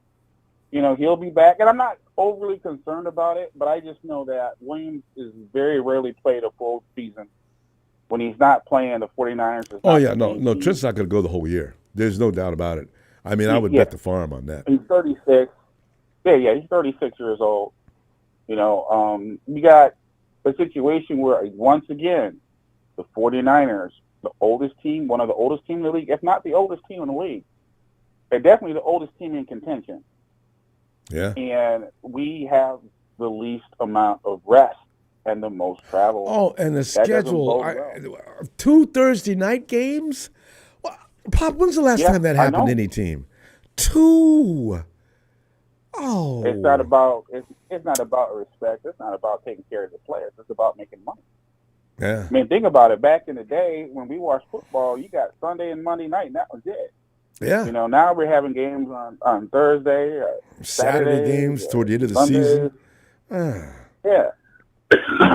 So no, it's definitely going to be hardcore, but it goes back to, the 49ers not really maximizing their depth. Like, I'm encouraged by some of these players, but I have no idea what they're going to do when they sit down in a room. Like, for example, that tight end Willis, he should be playing.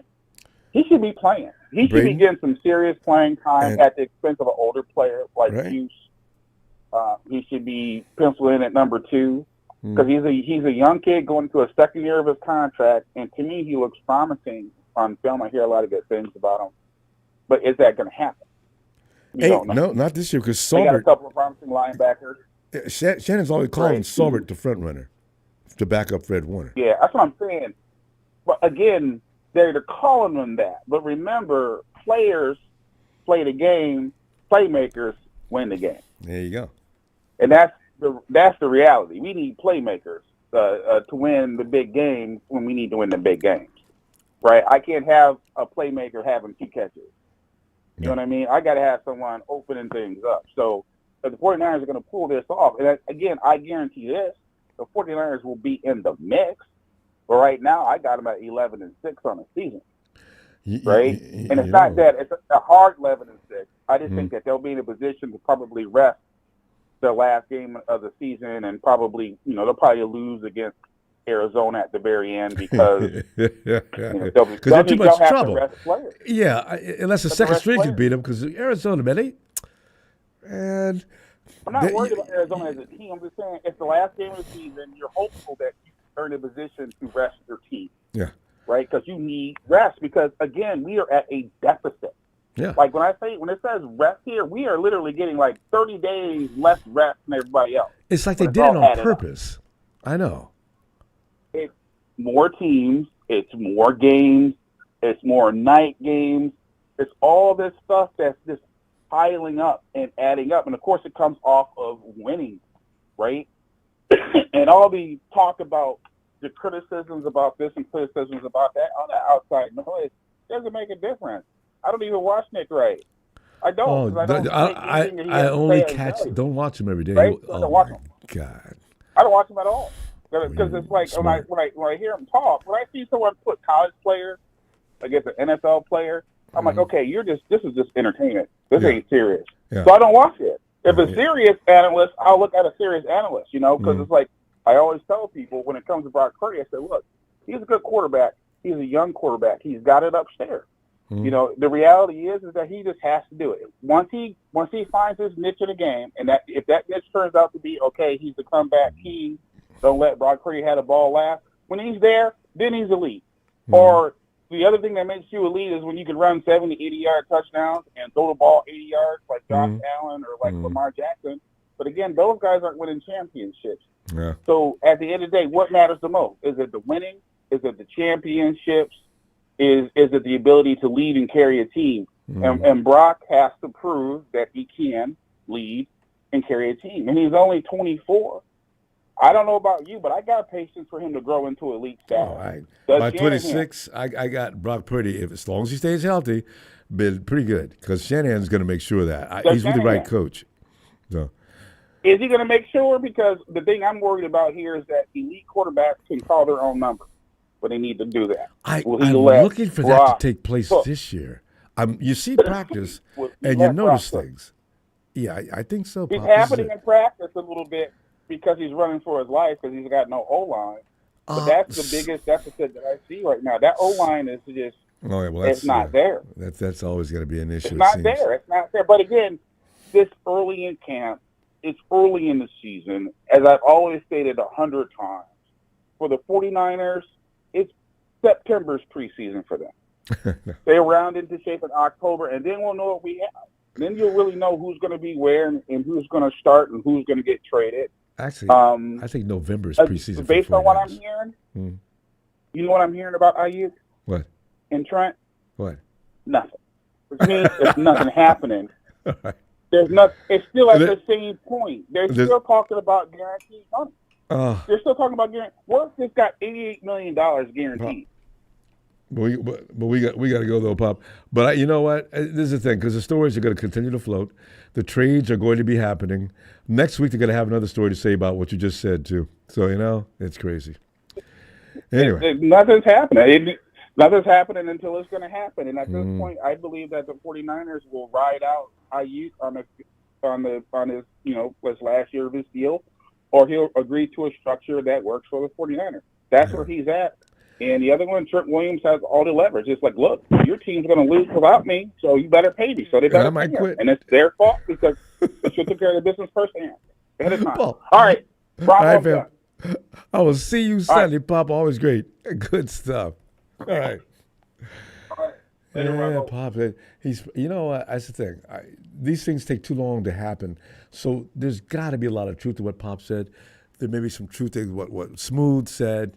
Some of the things that you've read and I've read, you don't know which one is telling you the damn truth. It's kind of crazy because reporters are brutal. They're ruthless when it comes to throwing material out there that's just going to stimulate and get you to look and read. That's what they're supposed. That's their job.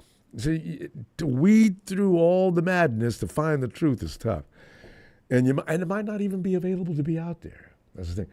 Okay, see. Yes, this is Casey. Thanks for remembering my name, Ronbo. Casey, but hey, guess what? I'll never do it again. I'm on the bus. But you were on the bus last time. We got to get you a car. I know, Ronbo. It's been a minute since I've had some wheels. But yeah, because it also saves me a bunch of money on my car insurance. That's true. Gas and all that other stuff. Cars are really way too expensive. But, it's that convenience of just walking out the door and jumping in and go. But well, Ronbo, I want to give the attention to the worldwide Ronbo Sports Show the attention that it deserves. There's not many full-grown men I wait on a Friday night until 11 o'clock at night. I love you mentioned that. While I'm on the bus, if you could just give me a couple more callers and come back to me here. Oh, we can do that. All right. Is there some girls sitting on the bus you're trying to chat up? I mean, they're on the space station. Thank you, Ronbo. Okay, I'll be here. Back. All right.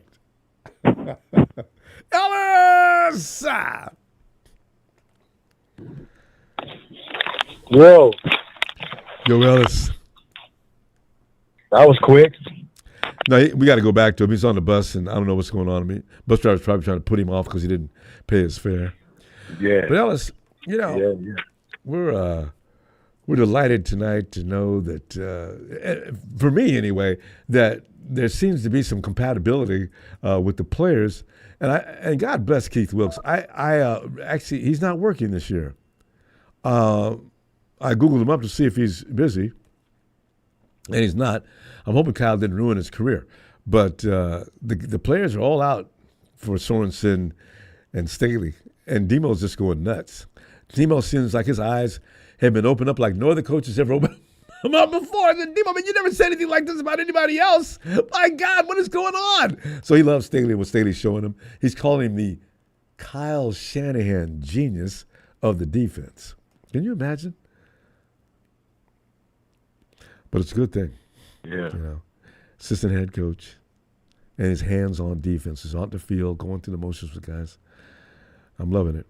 And Ricky Pearsall is showing out. And today, Ricky said, everybody knows I can catch the ball and run around. I'm a block. Show this coach I ain't playing. But again, BA's working with him too, so. But go ahead, man. What are you thinking about all these things? Shit. I need to review whatever was happening today with Ricky, but that sounds good. I'm glad that he was out there finally today. I don't know what's going on with him, like truly. That's kind of allowed this delay to be so. It was like out of nowhere. It's like all of a sudden he's, you know what I mean? So whatever the hell is going on with him, we need him to be right. You talking about Brandon? You talking about Brandon and Trent? What, they're still holding in? No. Who are you mentioning? You were talking about somebody specifically. I was talking about Ricky. Oh, Ricky. Oh, yeah. Ricky. Yeah, Ricky's cocky and confident. That boy, until he gets brought down to earth, his mind is where probably all wide receivers think like that. The good ones, actually. They do think that people don't stink. Yep. Well, hopefully it doesn't change after he gets his bell rung a couple of times in the NFL and gets that formal introduction. He's playing if he can keep that up after getting his bell rung a couple of times, then he'll be right at home. He'll be right at home. We don't need any Dante pennies or pennies. I'll bet the farm he cannot be like that. Dante was just downright tender. Yeah. But that's great news, man. I'm really liking what I'm hearing about Jordan Mason and the secondary coming in and playing big, even some of the rookie offensive linemen that are coming in. I think it's Jared Kingston is in there fighting like a dog, playing his ass off, and there's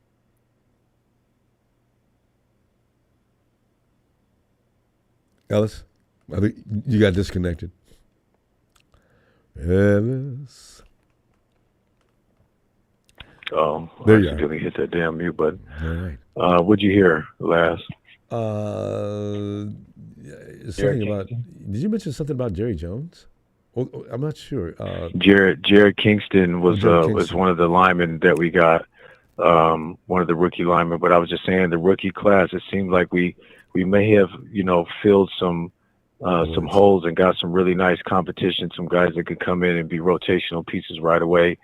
And if it all goes well, then this could be one of the better, draft full, like in its entirety, one of the best drafts that, Shanny and them, could have had, you know what I'm saying? Mm-hmm. The individual pieces over the years with, Debo 1 year, Aiyuk the next year, those were pretty much the best players that we got in those drafts.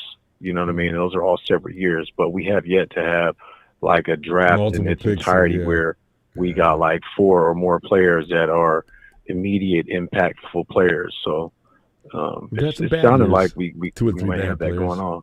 Yeah. I mean, it's not going to be everybody, but if we can get 4 or more, you know what I mean? It's a, that's definitely up there in probably the top or the best drafts that, we've had thus far. So hopefully that's what we got, kind of brewing right now.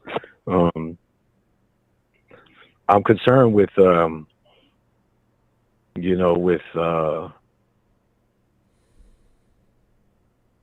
the hell was his name? It just got paid over there at the Buccaneers that we should have got instead of Javon Kinlaw, goofy ass. Yeah, Tristan Wirfs. Yeah, Tristan Wirfs. Yeah.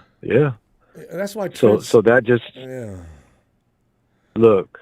It just made the whole Brandon Aiyuk negotiation thing a lot more sticky and a lot more difficult because now we got 2.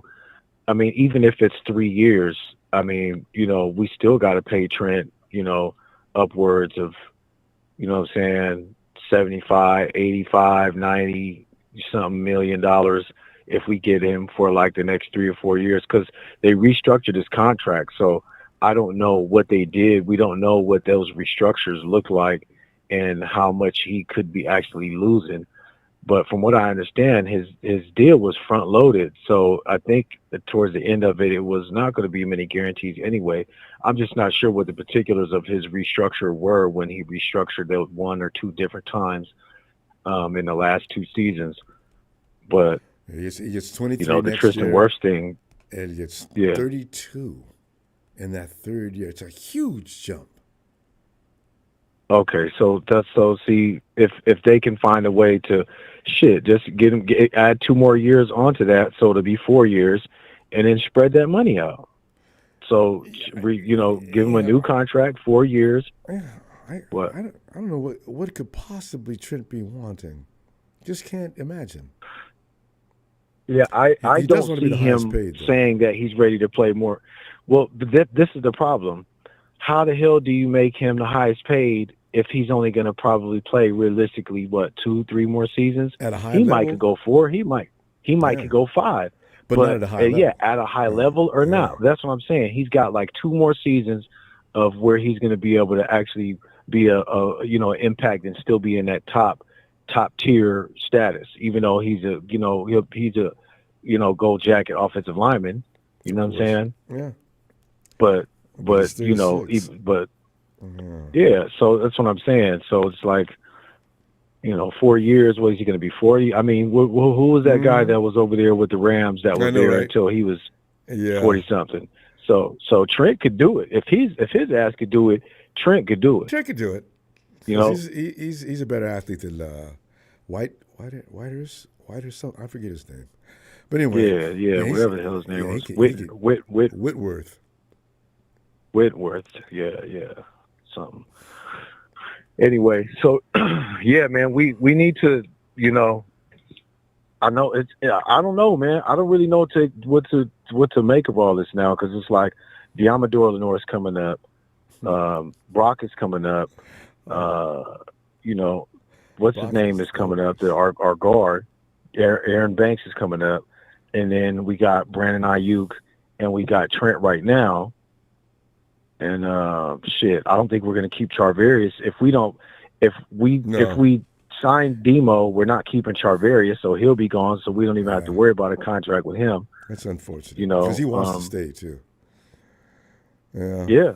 I would too. But we got to figure out what the hell's going on with these two players, man. Dudes too in that secondary that just look really good. So. Yeah. They're. I mean, look, I don't really see too much coming out of Ambry. He's too spotty. But as a depth piece, I think he'll still remain on a practice squad because he's has such familiarity with the team and the system. Him, and then I heard that what's the young fella out of Toledo who was looking good Ronaldo? At one point, but then he kind of like fell off. No. See, okay, there's Luda Jr. Toledo, from last year, the year before. We was talking about him, and he was looking good, and then it just seems like he's not. Well, yeah. I don't know what's going to happen with him and Ambry, but I think that Darrell Luter is going to be in the conversation along with the guy we just got out of Florida, and then Charvarius and Demo. Like those are going to be like the four four corners that we got. Yep. So, the other two will likely one will get cut, and then one will be on a practice squad between Ambry and what's his name. So, it's sticky. It's gonna be rough to make that team. It's a sticky situation. Secondary, that's a tough unit to make now. So, all right. I'm excited about the linebackers. The D winners elevating and Jalen Graham. These look. I already was excited about Jalen Graham. I didn't know much about D winners, but D has stepped it up heavily, and Jalen Graham was already a beast. Yeah. So the depth at the linebacker position is something that we are really gonna benefit from this season. You know what I'm saying? That depth and letting these young guys finally come in. While Dre is trying to repair and get ready to come back in. So. We're gonna be good though, man. We just got to take care of this shit with Brandon and Trent, because if you had to pick between the two, Ronbo, let's just say hypothetically, who would you rather keep Aiyuk or pay Trent and make sure Trent is secure? Because the function of that offense is going to depend on whether or not the quarterback can do anything. Without Trent, that's going to be rough. But Brandon, we don't have a left tackle that can come in and step in and produce what Trent produces. Yeah, so that's So that's out. It's a scary thing. I'm with you. Though. All right, fam. Sunday, let's get together and do this again. That's a bet, man. Thank you for the platform as always. Thank you, Ellis. Man, shout out production and shout out to the fam, man. Y'all know what it is. Tony Tone. Shout out Donut Tanisha. Shout out Frank. Shout out the Dragon family. Shout out Evan. Shout out Big Show. Y'all know what it is, man. Let's keep the positivity flowing, man. We're gonna be good. Either way we got to get down. You know what I'm saying? Either way we got to get in the ring. We got to put it on the line. So no matter who's here or who isn't, and the time we gonna come in. We gonna come with it this season. Yeah, time is up on that. You got to get it now, because next year there's no telling who's gonna leave in next year. All right, fam. I'm gonna see you Sunday, and Ellis, have a great weekend. You too, fam. I appreciate it, man. And I'll be out there at the Giant Stadium this Sunday celebrating the end of the season for the Junior Giants with my kids and stuff. Right. So we're gonna get it in, and you know what I mean. Got some games coming up, some live games coming up, so that's gonna be exciting. It really is. I'll make sure I try to get in when I'll get on the show, and I'll go live, or we'll do the whatchamacallit. Is Zoom? Okay. The video. We'll do the video. Yeah, if I'm there, if you happen to do a show, one of the games, I'm gonna go to like 3 of them. So I'm gonna make sure I call in on those nights. All right. Check it out. All right. Shout out to family. Good night, fam. Appreciate you. Night, Ellis. Appreciate you, fam. Good night. All right. Peace. And let's hop back over and see if Casey's ready. He may not be. Arguing with the bus driver about how much the fare is. Yeah. No, I don't argue with bus drivers, Ronbo. In fact, I might be a bus driver out here soon. There you go. That'll remedy all your travel problems. You can park that bus wherever you want. Just waiting to see if they go on strike soon. But anyway, yeah. Anyway, Casey. Well, Ronbo. Yeah. Yeah. I saw the top 100 players. Oh yeah. And we're the top. Did you see where? See, you got CMC, George, Fred. We got a lot of guys in the top 20. Ronbo, I thought it could have made a grown man shed a tear to see the last pick in the draft ranked number 28. I know, right?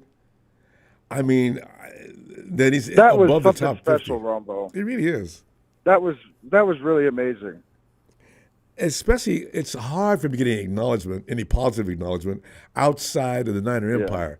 Everybody has the dumbest, stupidest, unwarranted. For his peers. Yeah, you know. For his peers to say that. I mean, this is the last pick in the draft. That's phenomenal. That's like the Mighty Ducks kind of a movie, you know. This is like Disney, writes itself kind of thing here. Yeah, he's not like Dak Prescott. He handled the Green Bay Packers after the Packers ran off all them points. Rumbo, I heard they're making a Brock Purdy movie starring Matt Damon. This is. I was trying to think of who I'd cast as Brock Purdy. Who would you pick? Matt Damon. Remember that one year where Matt Damon was in every movie? He was even like a samurai. I know, right? You know, it's too bad that Tom Cruise is up there. Tom Cruise would make a great. Also, Shia LaBeouf. Tom Cruise is Brock Purdy. Oh yeah, or Shia, the guy who played in Transformers. Samuel L. Jackson. Brock Purdy. and Sam will be out there. You know, Sam was in the Guinness Book of Records for using the MF word more than anybody else on the planet. Can you imagine being in a Guinness Book for that? That would be Sam would be Frank Gore if we ever casted Frank Gore, because Frank cusses a lot. Yeah. God. But yeah, what if it was like Bruce Willis as Brock Purdy?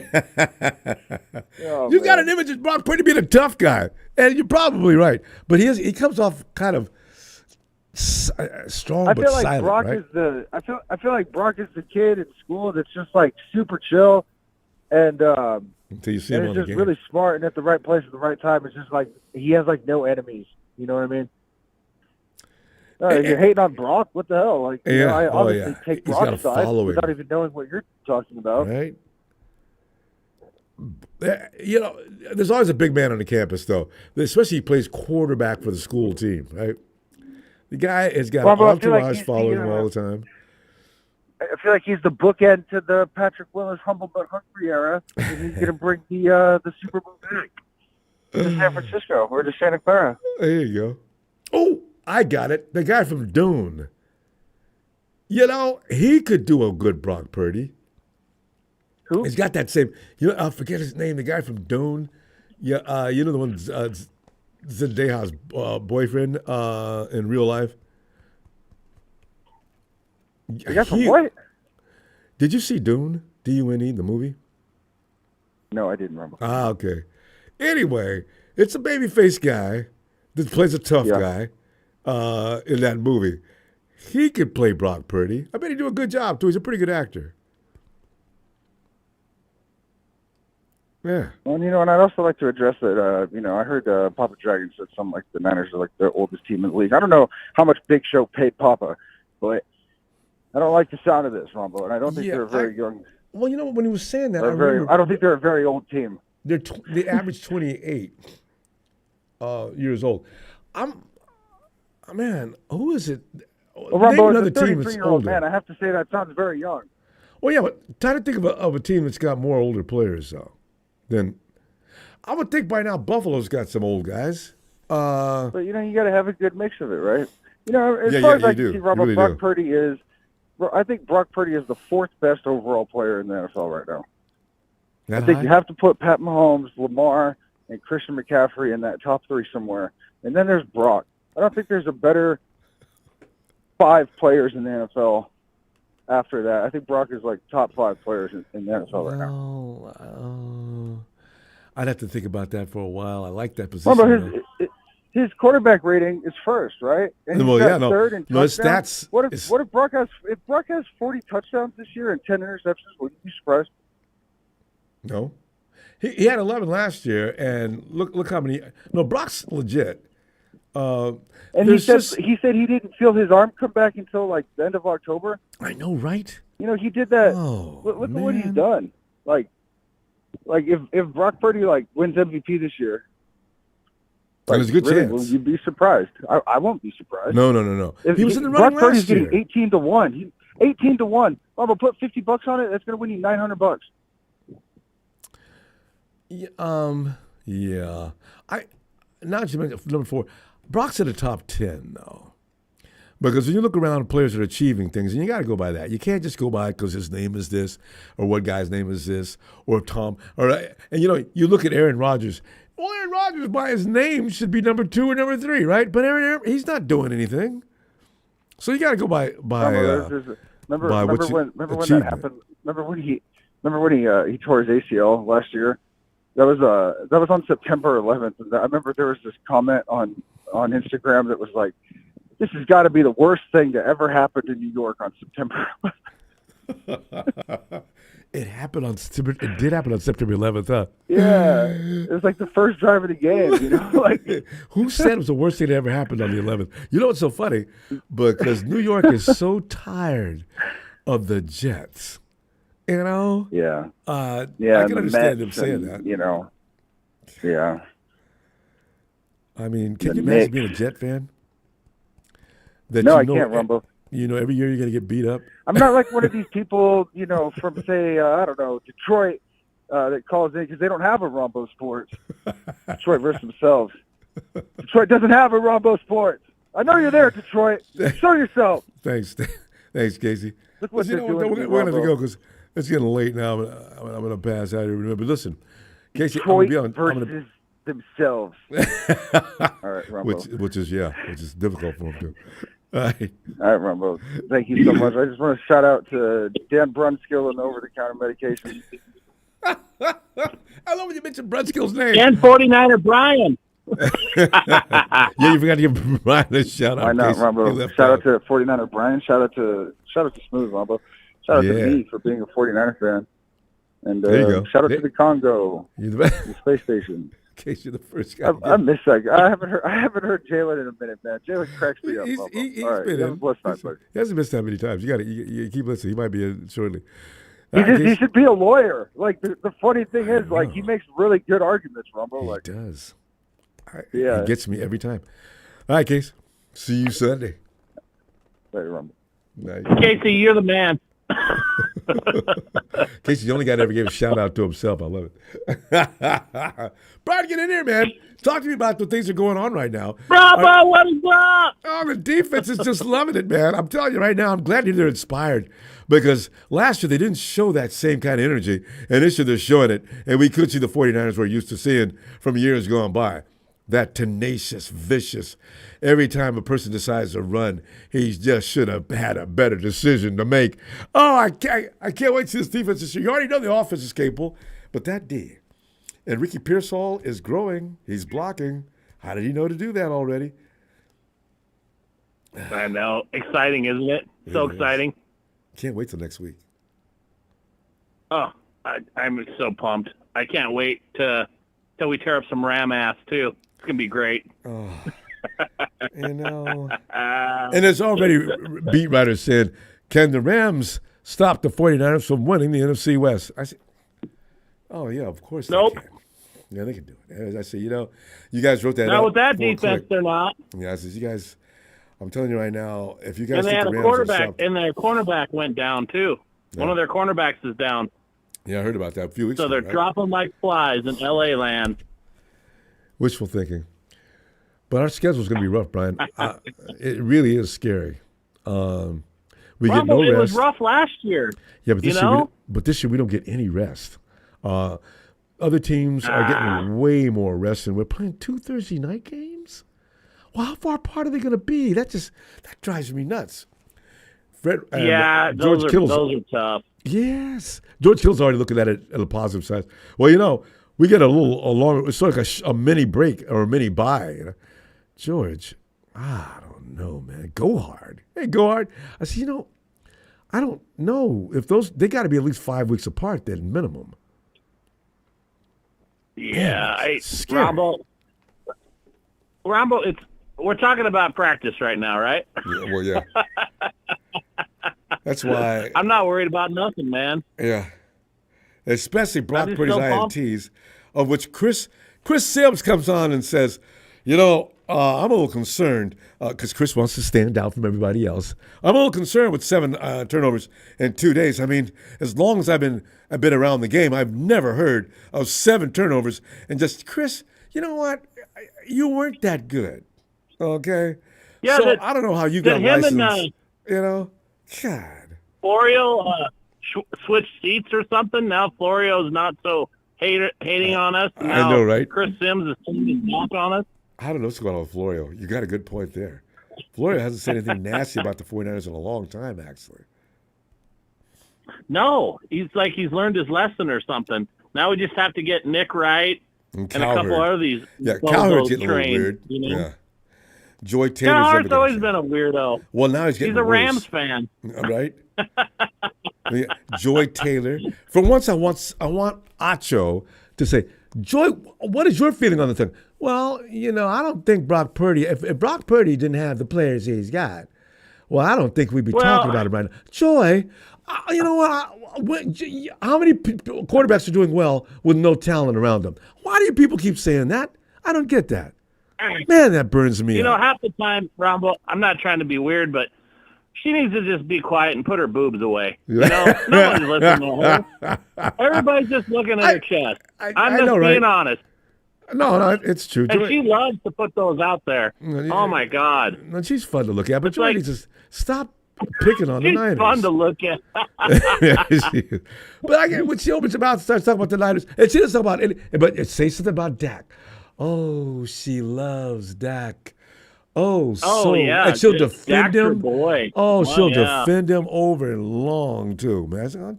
And Tua, if she could date Tua and Dak, she'd do it. Both number 2 was over time. Philly. She likes Jalen. Yeah. I said, okay. That's fine, Joy. Those guys, Brock beat both of them, by the way, if you didn't know. Yeah, we did.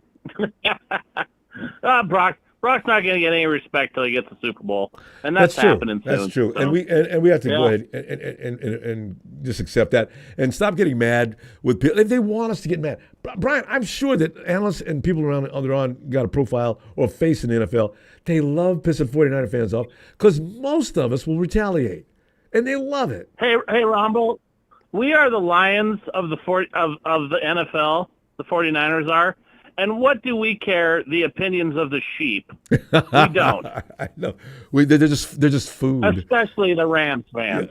We don't care what you people think because all you are is glorified sheep with horns. That's all you are. I know. And they want to be us so bad. They can't stop. You go to Twitter, they're all over Twitter talking about everybody in 49erville, but they never mention anything about their own team. You'll rarely see those trolling Rams saying anything about their own team. What is that? Yeah, and they always talk about how great Jim Everett was. He's not even a Hall of Famer. You guys are clowns. Isn't he the guy? Jim Everett did something really strange that I'll never forget him for. What was that he did? It wasn't a butt fumble, but it was something. He beat up Jim Rome. Oh, that was him, right? For calling, yeah, calling him Chrissy. Jim Rome got to him and he got emotional and knocked him over and acted like a buffoon, like most Rams fans do. You're right. So, that was so funny about it. Chrissy, call me that again, Chrissy. Yeah, Chrissy Everett. Everett. He went nuts. Ooh. Oh, he loved tough it. Guy. Yeah. The only good Ram that I ever remember is maybe Dickerson and Marshall Faulk. That's only 2 I know. Maybe Kurt Warner. Kurt Warner was put cool. him in there too. But yeah. Those guys weren't chumps, Yeah. But they had a few more. But the fans back then, for some reason, they talked, but not like these. You know what? Too much time went by, Brian. if I'm a Rams fan, Well- I stay in the shade. My team's got 2 trophies in their franchise history. Why would I be talking trash? Well, I don't know. It's delusional. It's just crazy to me. I guess they just don't have anything better to do, Ronbo. You know, they're bored in their basements with mom and you know, they're behind on the rent and they just have nothing better to do but be miserable, you know? So I don't know what else to say about LA It's Rams a sad fans, existence, really. isn't it? Can you imagine that? Rams fan. And I honestly think a lot of the Rams fans are jumping ship and heading over to Chargerville. That's what I think. I bet you're They're right. just tired of it. Hey, the Hawks Yeah. fans did the same thing. They left Seattle and roamed on over to LA when the Rams were starting to win a little more than they were. You know what really scares me, Brian? Yeah. How many of those fake, phony, I'm on this bus because it's riding in the right direction, Hawks fans came over to our side? I bet there was a few. God, I don't like Oh, those yeah, I people. know there was a few here in Montana, you know? And a lot of them have jumped ship from the Broncos to the 49ers. Don't welcome them. Ask him about that. Broncos, You know? Broncos are just an embarrassment anymore, you know? Brian, we got to go before it gets to be 2 or 3 o'clock Oh, in the morning. Robbo, hey, But listen, I'm sorry I don't have much No, to it's talk okay. about, but it's nice poking at the Rams all the time, you know? well, I love when you do it. It needs to be done. I'll see you And the Sunday. we don't need to say nothing about Texas boy and his cowgirls because there's nothing to say. It's just, you know, you just start laughing. You don't have to say anything. and let him say things like, "You guys got been in the Super Bowl how many times and they got no trophies?" Well, Texas boy, there's Yeah. so many. God. And Anyway. shout out to Tony Wright for keeping it real in there and keeping those guys in line because he's best at that, you know, Oh, I know, he keeping loves those it. guys. Those guys are just a bunch of liars. I know. And Tony Wright speaks the truth. And brings numbers. I love it. Brian, see you I know. Sunday, He's fam. great. All right. Okay, you guys have a good night. Love you You all, too. family. Take care. Love you back, man. Night, Brian. And speaking of Jalen, who has actually been asked and pleaded for, here he is now. Jalen. Cardinals, y'all are relevant. Rams, y'all some bums. The Seahawks haven't won a ring in 11 years and Yeah. counting. Rombo, I damn love it, I that know they number's can't going be fun. Next year, when you say 12 years, I'm going to lose my stuff, boy. So Wait, so pause, what- Ram. what- we got Hawks. we got some people that's a part of the cult of Cthulhu in here. Well, who's trying to summon me? What's the problem? Well, who's that that really enjoys you? Oh, I should have. Earlier, yeah. Was that? Rombo, Jalen, you got a lot of fans, can I man. ask you a question, Rombo? Please. Do you you know who T Higgins is? Of course. That's the man over in Cincinnati trying to get out. T Higgins is he a $30 million wide receiver? Wow, Jalen, you asked me that too quick. He probably is. But, he's playing You with do Jamar. know that Brandon Aiyuk has more receiving yards and touchdowns than him in his career, right? Jalen is clutch and plays with Jamar Chase. You know what? I wonder if Jalen would be all that without Chase. There's a lot of guys that are getting a lot of feed, like Juju. There's a lot of guys that play second fiddle, and that's why they look as good as they do. So I'm gonna say no. I'm gonna take it back. He was good. He was good his rookie year before Jamar Chase got there, Rombo. Yeah, he was, wasn't he? He was. His long. Boy, that dude is long. He would abuse defenders. Well, okay, 28.5. I don't know, $30 million. I wish they'd stop with that $30 million stuff, but they ain't going to. Rombo, we need to give Brandon his money, Rombo. I'm so serious, man. I'm serious. We need to pay that man. You want to give him 30? Yeah, Rombo. We shouldn't have waited this long. We wouldn't have had to give him 30 if we didn't wait this long. Trent wants 30. That's on Kyle. Yeah, we just can't pay everybody $30 million, Jalen. I don't know what they tell these guys when they're sitting in the room. I would. If it was Al Yoder, I'd start crying and everything. Listen, you know how I feel about you. I want to give you $30 million. I've got to pay my quarterback next year. I've already given Debo this. I've done that. I mean, what am I supposed to do? Can you give me a break here? Because these guys, man, they don't care about your problem. They just want their money. They don't. So I don't know. I mean, we can't pay everybody $30 million. The cap won't allow it. You ain't lying about that, Ronbo. You definitely can't pay everybody, but at the same time, and we got so many good players. Yeah. If you want to keep this core together and have another shot at the Super Bowl, you're going to have to pay some of these guys. Jalen, do you know Travaris Ward is probably worth way more than he's getting paid too? How you going to do Demo? Oh, what if Demo goes off this year? Now I'm talking, everybody's talking around $25 or $30 million. I mean, the guys on the team that are making less than $20 million are very few now. We got more guys over $50 million than anybody in the league. Ronbo, forget Travaris Ward. We still got to sign Aaron Banks. Well, see, this is what I'm talking about. We can't. Somebody's got to back up. And next year's going to be here, Jalen. It's going to be scary. Ronbo, I don't think this would have been a problem if we would have had a ring by now. I don't think this would have been a problem. No, they would have been gone by now because like, okay, let's do this. Yeah. Well, other teams would have gave them better offers. We would have been like Belichick. When people come talking to Belichick, I got to get paid, don't you? Well, you got to get paid, but not. You go ahead and check the market out. I'm not paying that much money. And they go out and check things out, and they come back. They came back to Belichick. I seen so many guys that should have got paid left. Belichick told them go ahead and check the market out and see what you get. And they came back. One of the best linebackers I'd ever seen. He went out, got mad, said I should be getting paid. He checked the market. I believe he ended up in Cleveland. He was back the following year. You talking about Dante Hightower? Yes, yeah, that him. That made me laugh. So, Dante, what are you doing back in Boston? Oh! So, 49ers is a great place to play. You ought to compromise a little bit. It is a good place to play, Ronbo. You got a shitty-ass division that you can beat on like a drum and a good fan base. Locker room is fun. A well-known fan base. Not a fan base that's just subjected to your city. And winning. Like some of these. Yeah. Like some of these teams, they just got fans like within their city. Like Arizona. Yeah. You ain't going to meet no Cardinals. Rumble, you'll never meet a Cardinals fan in Chicago or a Cardinals fan in New York. They're only in Arizona. That's funny. Who's about to be a Seahawks fan in Florida, Rombo? Come on now. There's a whole map laid out like this.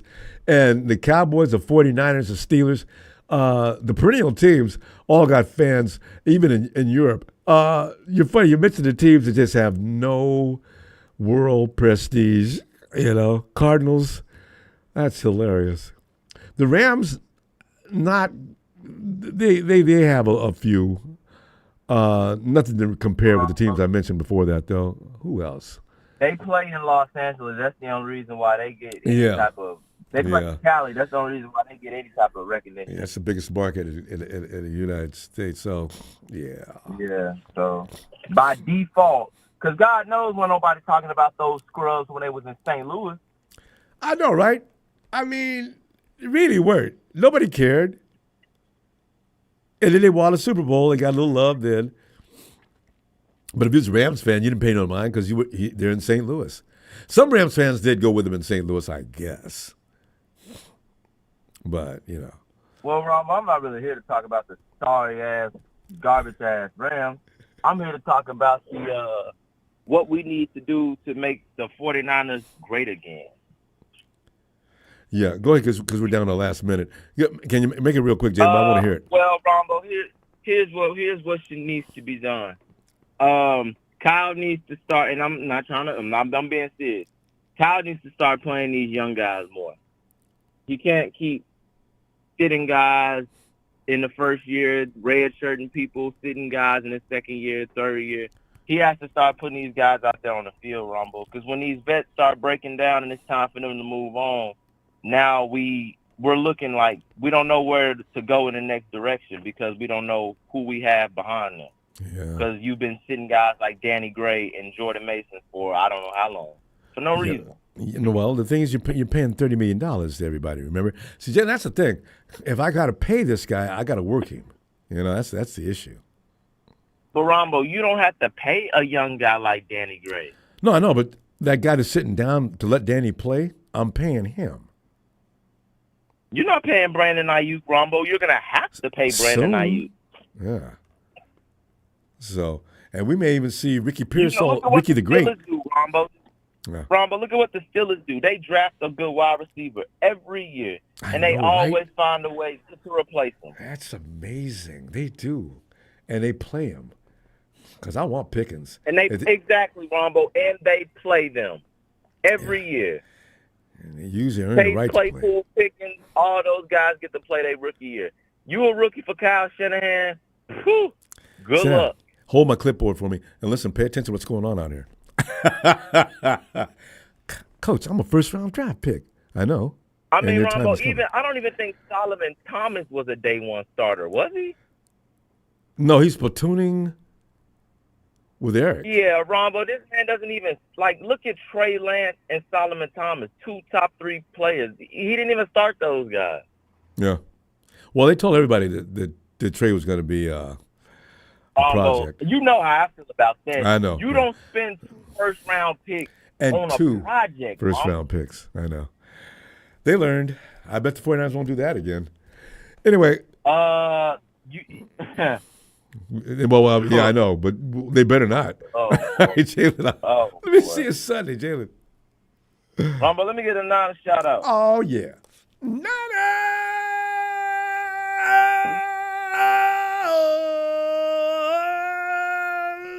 Come on, Kyle. Play them young boys. Man, let them young guys go out there with them fresh legs, Kyle. I think you're going to see them this year. Schedule man, Ronbo, at least let them play preseason. Damn, let them play the preseason at least. Jalen, the schedule's going to make it impossible not to play them. Not to worry. All right? All right, fam. I'll see you Sunday. All right, Ronbo. All right, Jalen. Oh, good. It's Charles. Charles. Get in here, Charles.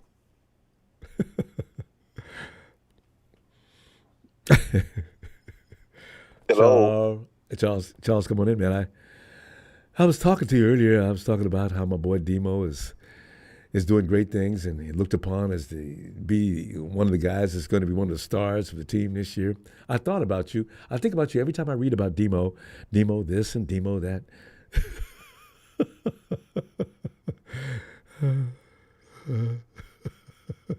Demo's calling his coach a genius because he's showing Demo how to be even more fiendish. Charles, you can step on in here when you get ready. Don't we have a running bet going, Charles? Charles! Charles. Oh, no wonder. We got a disconnect. Charles? Hey. There you are. Did you accidentally hit mute? Charles, you turned me off because I was giving you a hard time about Demo? Man,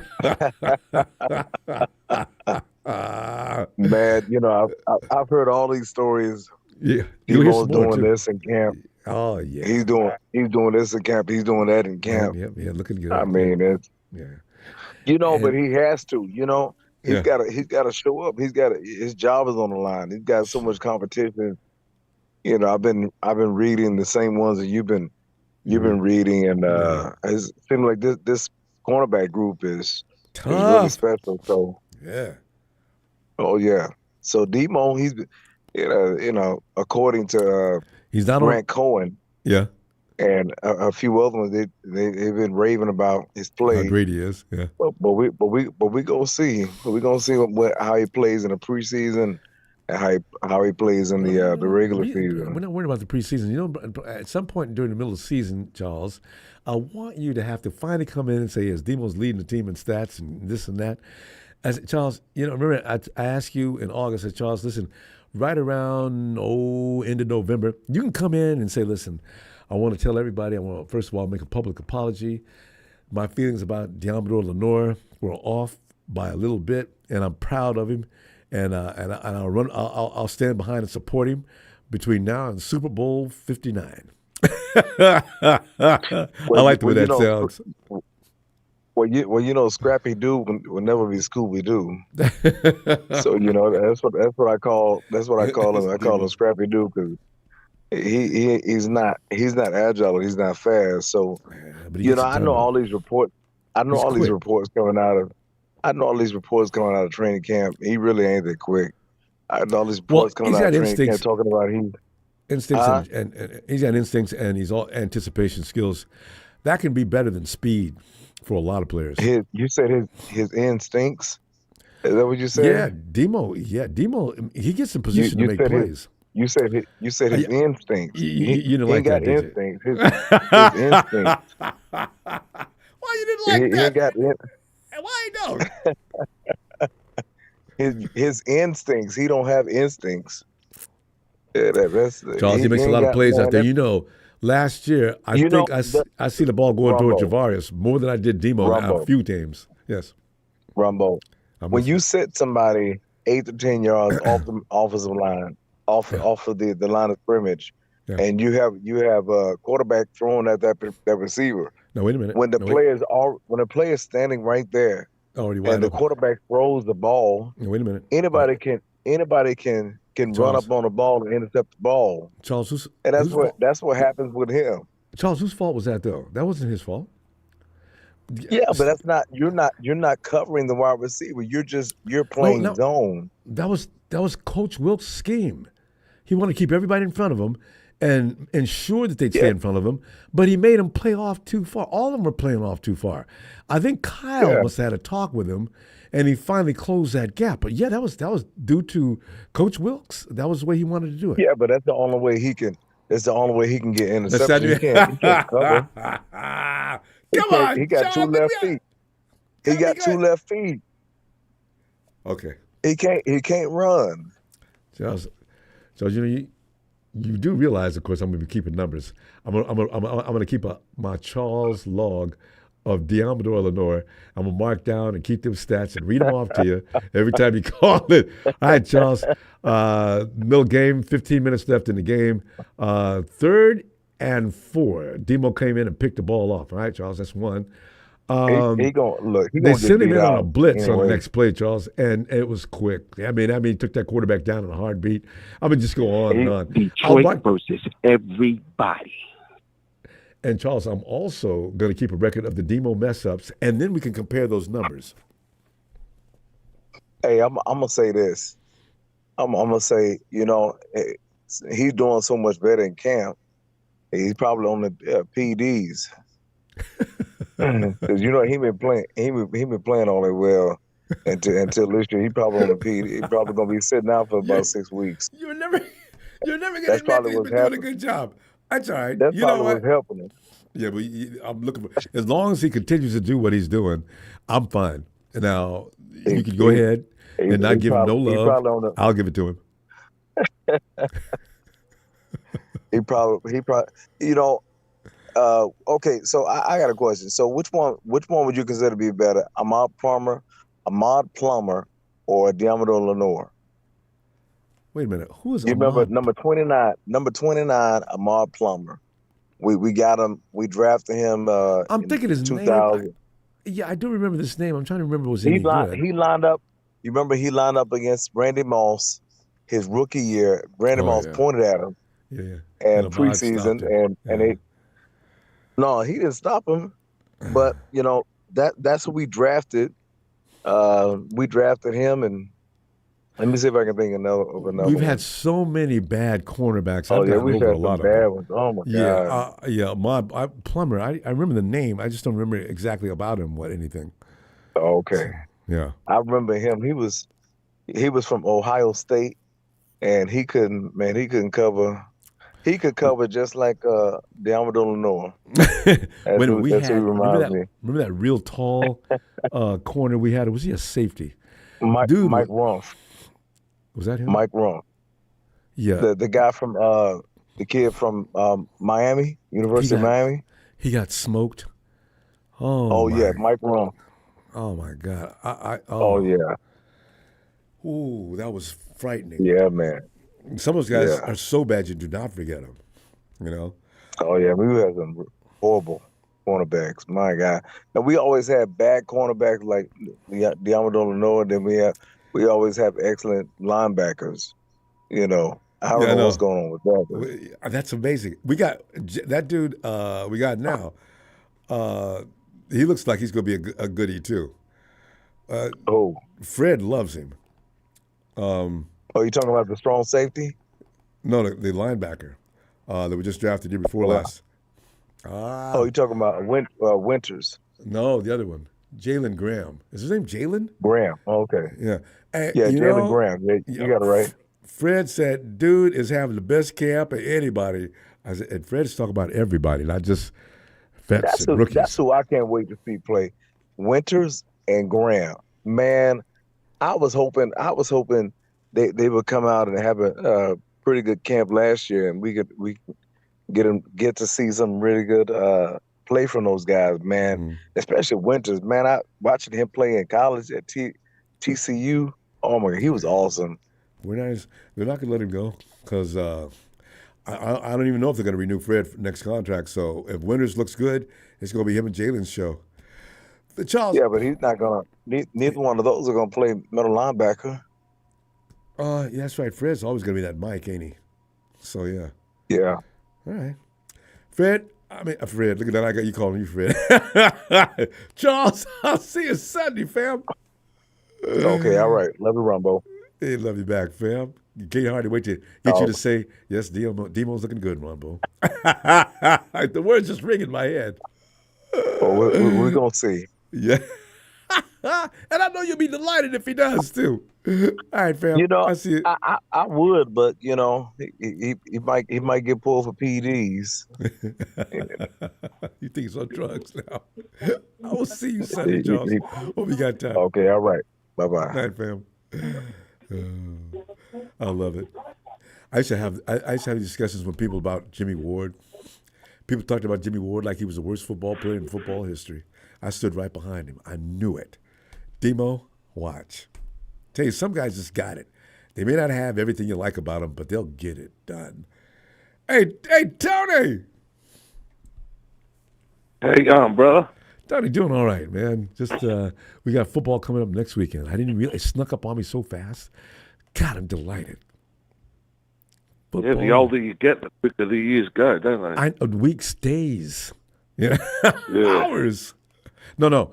When I'm doing something I don't want to do, that time lasts forever. It goes on and on and on. God, those moments don't ever end. But Tony, we're looking at Deommodore Lenoir is saying things about Brandon Staley that I didn't even know he was capable of doing. Now, Brandon Staley, when he made those boneheaded decisions he made with the Chargers, I was like a little bothered when the 49ers said they were bringing him on board. I said, why the hell are you bringing him in here, Kyle? What the hell's wrong with you? And now I understand. And I forgot Staley was the reason why the Rams did so well when they won that Super Bowl. He put them in position to play better than they were playing. So now he's with us. And with more talent than the Rams could even dream of. So you know what I'm saying? I'm liking what I'm seeing now. So, and your guy Ricky, who will not drop that Y, is he knows just what to do, Tony. Today he made no receptions, but he proved to Kyle Shanahan. Yeah, you guys want me to block? Watch this. He was. Yeah, we'll see. You and Charles, you guys, I love it. You guys are like from Missouri. The prove it was that the prove it to me state. Missouri said show me the show me state. Yeah. It's like coming out of school and getting slapped by a 50-year-old. You know what I mean? Like, he hasn't taken a hit yet. You know what I mean? In the NFL. He's in a division where they will beat your ass, though. You're right, though. It's going to be different than the NFL, though. I mean, he will be. Even all the new guys will be good because opposition teams will be looking at them for the first time. So, yeah. Oh yeah, they don't have too much data on them and stuff like that. I forgot about that. But that applies to receivers as well. That's true. Yeah, because you could send off decoys all over the place after that. Like, I mean, yeah, because if I got George going one way and Debo going the other, Ricky's free. Especially with the way he runs routes, he's going to get their lowest level defender, and Ricky's going to smoke him. That's how that happens. Anyway. Well, you got George. You got. If I got George and Aiyuk on the field, yeah, Ricky's going to have Aiyuk, Jennings, Christian McCaffrey. Yeah, there's a lot of. Kyle's got a plan too. I think you just outlined it too. You get a real sharp kid, put him out there now amongst the others, because that kid's not going to get a lot of respect yet, like you're saying. Now, I see my veterans out there that are known assassins. Ricky's open. They've got to account for those other guys. You've got too many Pro Bowlers on the field at one time. I got to sacrifice somewhere. Ricky is it. Ricky runs a short curl route. Boom, bam, we're gone. We've got a lot of people on that side of the ball where that's why we don't have any money. We don't know what we're going to do with them. Yeah. You know what I mean? I do. The so extras, I'm trying to tell Jalen. There's players there. Yeah. I'm keen to see these guys, Mustafa and the secondary, how much are they going to improve? Renardo, yeah. Yeah. One of them's injured, isn't he? No. None of the rookies. Renardo? I don't know. Renardo was out playing yesterday. That I know. Must be. I mean, I read something. I didn't read about anything about him today. The rookie that just got hurt just got signed. Is he a rookie? Anyway, some kid came in to play center, and they asked the UDFA to leave. He comes in, immediately gets hurt. I said, you got to believe in karma. Was that kid doing a good job before you ask him to leave? And then you bring this guy in, and he pulls up lane right away. Jesus, he's an offensive lineman, too. God, Klein or something like that? It's all up to Kyle, you know what I mean? Like, was it Jalen? Jalen said, that's the most frustrating thing, too. You know the guy's good, like Jordan Mason, and Kyle just won't play him. Yes, won't play him. He'll put Elijah Mitchell on instead, and then he'll get injured, and he'll hold down a roster spot for the rest of the year. Yeah. For no good reason at all, because he's one of Kyle's favourites, or he's a part of the Carbo clique. Yeah, he definitely sticks to the pecking order, too. He's not deviating from that, not 1 minute. So, yeah, I agree. I remember when someone asked him why you still keeping Elijah Mitchell, he went off his nut. Oh, well, Elijah Mitchell has done so much for this team. Yeah.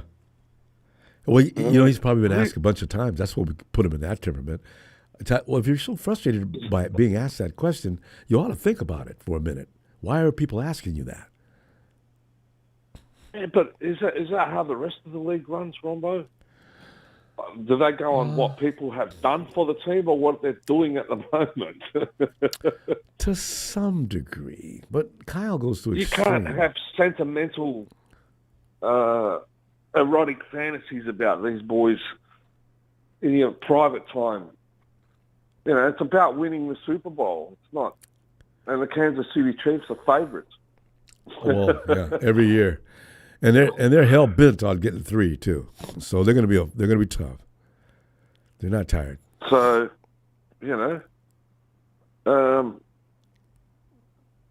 Kyle's a big. I don't know. These new coaches. We'll have to wait and see. Yeah, we've got to wait and see them in action. I mean, Nick. That Nick guy that you mentioned. Isn't there somebody overseeing him as well? But Tony, defense. Yeah, I was wait. I want to bring this to your attention too. Nick D'Antoni says Forster said in the meeting conference about Mason, he's just starting to understand the playbook. Really, Mason's been there for a while now. That offense can be complicated for some people, and depending on your ability to learn IQ, football IQ, and that type of thing, it could be a challenge for him. But Kyle knows he's good. But if this kid Cody Schrader comes in and continues to melt ice out there, it's going to be interesting to see what they do. I don't think Cody Schrader's getting cut. I mean, he's been consistent every game. I mean, every practice. There's another thing, you know, Cody Schrader. Look, if you go through all these dudes, who are you going to cut? Who are you going to keep? Who are you going to stash? There's too many of them. I'd hate to be when they start making that cut. If I'm sitting in the room, I'd get up, guys. I go to the bathroom. I wouldn't come back for 2 hours. I can't even. I just don't know. You could cut the wrong guy. Yeah, there's too many of them. There's a lot of good players in the secondary on you know, the running back room, the wide receivers. running back room, the wide receiver room. I want to keep them all. Unfortunately, we're not a college team. You can't fill up that sideline with players. But man, the way, especially with our schedule this year, Tony, guys, I hate to say it, but people are gonna get hurt. That schedule's brutal. We're playing with no rest most of the season. Oh, Jesus. Yeah, well, we've got how many games where Kansas City game, they're coming off a bye when we play them. Oh, there's another thing. And I think teams. we have the most teams that we're going to play this year coming off a bye than any other team in the league. Right. It's unreal. Unbelievable. And I think we've got the most Thursday night games as well. Because nobody ever gets two. I can't believe they did that. And they did it with no shame. Two. One is it's bad. All about money, Ronbo. I know. God. Tony, we're gonna go. I'll see you Sunday and see if Ricky will drop that Y on his name for you between now and then. Can you imagine? What's his name? That wrestler coming out and calling himself Ricky Flair instead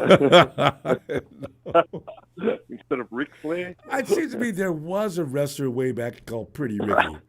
I gotta go Google that. Yeah, it was Ricky the Dragon Steamboat. You know, right? I remember him though. What kind of name is that? Oh, Tony. Anyway, I'll see you Sunday. All right, brother. Yeah. Shout out to Evan Ellis, Big Show, Papa D, all the rest of the crew, and can't wait till this season starts. Well, it starts next week. We're on. Yeah. All right. All right, Johnny. All right, brother.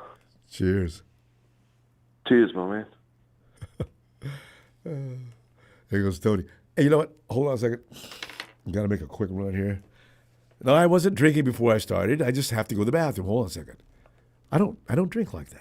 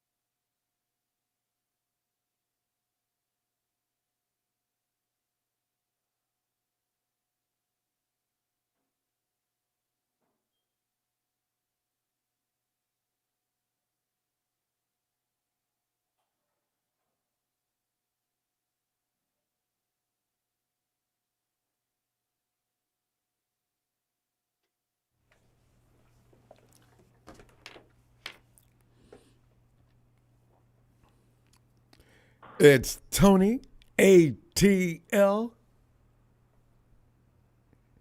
Ronbo, good evening. Tony, I want to commend you on the great work you're doing in that chat. I tell you, it's a dirty job, but somebody's got to do it.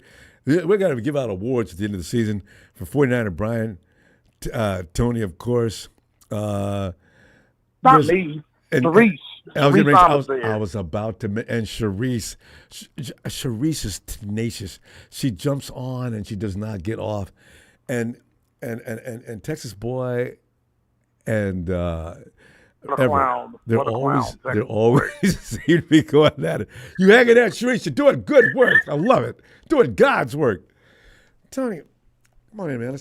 Let's talk bad about the Cowboys for a minute and talk about how Dak Prescott they're arguing about Dak Prescott's payday and I love the argument. He doesn't deserve more money. He doesn't deserve the $40 million he's making now. There it is, and that's the argument right there that I get a kick out of. Deserve that. He's a franchise quarterback, Tony. You got to pay him. See, that's the bad thing about the when the bar is set. No matter how good you are, if you're next man up, they have to pay you or let you go, right? Pay you $30 million, take it or leave it. You know, but he's going to leave it. Now, what is he going to get? Because actually, there's teams around the NFL would pay Dak Prescott. Those teams have been drinking and smoking, and they shouldn't pay them. Let's think of a team that would take Dak. Let's see. If Justin doesn't work out, Arizona? No, I think they're going to stay with they're already paying what's his name too much money now. He's a bum. I think the Steelers are going to have a crash and burn, Tony. People want Justin Fields to be good. Justin Fields, I don't know that he's a Steeler quarterback. You know what I mean? Russell Wilson's not going to come back to old form. They're on 1-year deals. Ronbo, I don't know that offensive line. Remember, I say that I like their offensive line, Ronbo. That was their weak link. Yep. Their whole team. They had some of the parts. Now they got all the parts. Tony, we got some people who jumped in on our conversation. That offensive line plays. I think Russell Wilson will have a good season. I know, right? But Lick D'Antonio says the Hawks would take him. Stingray says the Raiders would take him. These might be real. Oh, the Raiders might be really bad. They might be trying to shop that receiver too.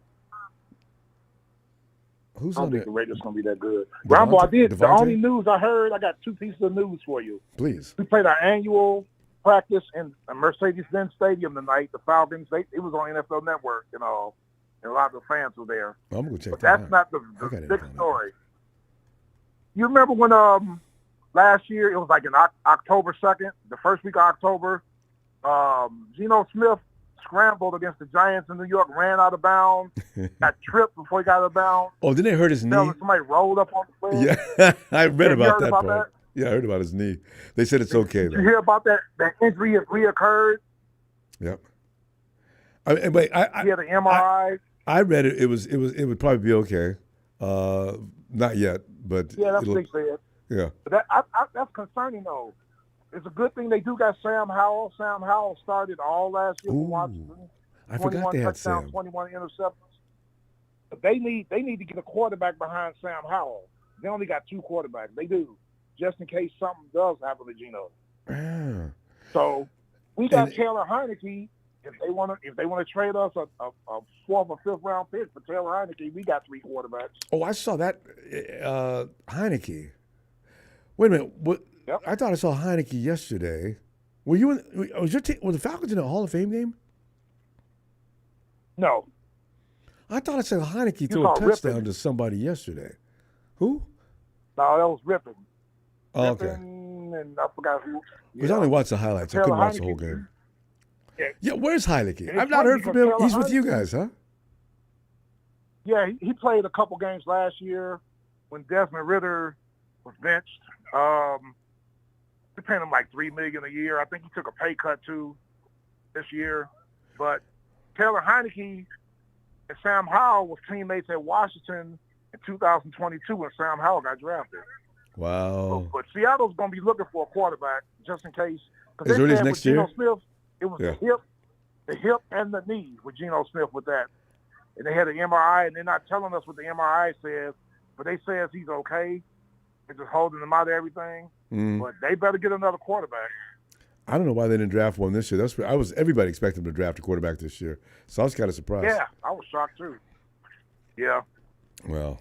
So, and Washington's going to improve. You think so? That defensive line, oh my goodness! They always find a way to keep it defensive. I didn't know Chase had neck surgery after the Super Bowl. Chase Young, I didn't know that. Oh, I told you. I said, we had a Chase Young that wasn't quite Chase Young, and he still come out there and played not bad. A healthy Chase Young, and we probably do win the Super Bowl. So I didn't know his neck was. We found out about his neck after that weekend. Yeah. We're going to have to deal with him. He's with Nolan, so we'll see him twice a year now. Yeah, he's fully healed up from that surgical procedure already? I guess I saw so. his press conference. He was talking. I guess so, but they're going to, hold him out, probably play him the second or last preseason game, a couple snaps. Yeah. To see where it goes from there. But then Tyler Algier looked good tonight, boy, running strong, hitting that hole. Man, he did made one run. Yeah, he ran outside. That's John Robinson. Oh man, we're looking good. That's a good running back. Darnell Mooney. Yeah. Darnell Mooney's making plays. Mm-hmm. And Kyle Pitts is looking strong. Ronbo, he is back to his form he was as a rookie. So he had tore his ACL 2022, and then he wasn't quite right last year. Ronbo, he's running hard. He's looking strong. I didn't know he had I'm expecting a big year from Kyle. I didn't know he had a torn ACL. 2022. Wow. Yeah, 2022. Yep. That was the year after he got back drafted. in 2023. Yeah. Yeah. The year he got drafted, he made the Pro Bowl. Right. Matt Ryan last year. Yep. So I said, I Because really he had a wish. quarterback throwing him the ball. Yeah. I know you wanted him. I know you wanted him. Really. But instead, we traded 2 first-round picks and got Trey. We needed a quarterback, so that didn't work out well. And a pleasant surprise, Ronbo. Charlie Warner, who used to be our blocking tight end. Yeah. He's catching passes with us. Charlie Warner was a reconverted wide receiver. I don't understand why Kyle never thought to use him in that capacity. I really didn't understand. And Charlie but he was a good blocker too. That's the thing about him. He's George Kittle light. He's catching passes. Yeah. Of course, throwing the ball. Yep.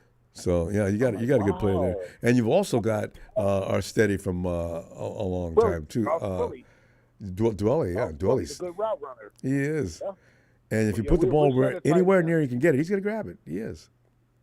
Catching it. Yep. I've seen a couple of his games. He got off with you guys. Mm-hmm. So what you guys basically did, Ronbo, y'all drafted 2 new tight ends last year. That's why y'all made them expendable and do their thing. And got another one this year. You went younger. Yeah, they got another one this year. I like that kid y'all got out of Oklahoma. That dude is bad. Saubert, SAUBERT. Is that the one? No, that's the guy that we drafted in 2017. Oh, you got good, Braden. but he just hadn't been getting chances. Yeah, Braden Willis. Talking about Braden Willis, yes sir, out of Oklahoma. Hey, you look at this. He would have been a first or second round pick if he hadn't got hurt like he did. I know, right? You look at his Oklahoma tape. And you think about Drake Greenlaw, he got hurt. He probably would have been a first round pick too, because he didn't just now get good. Yep.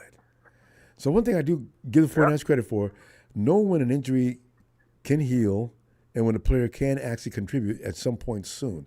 Don't get a guy that we're going to wait and see after a year if he can play like that big guy, Caleb. We got a lineman.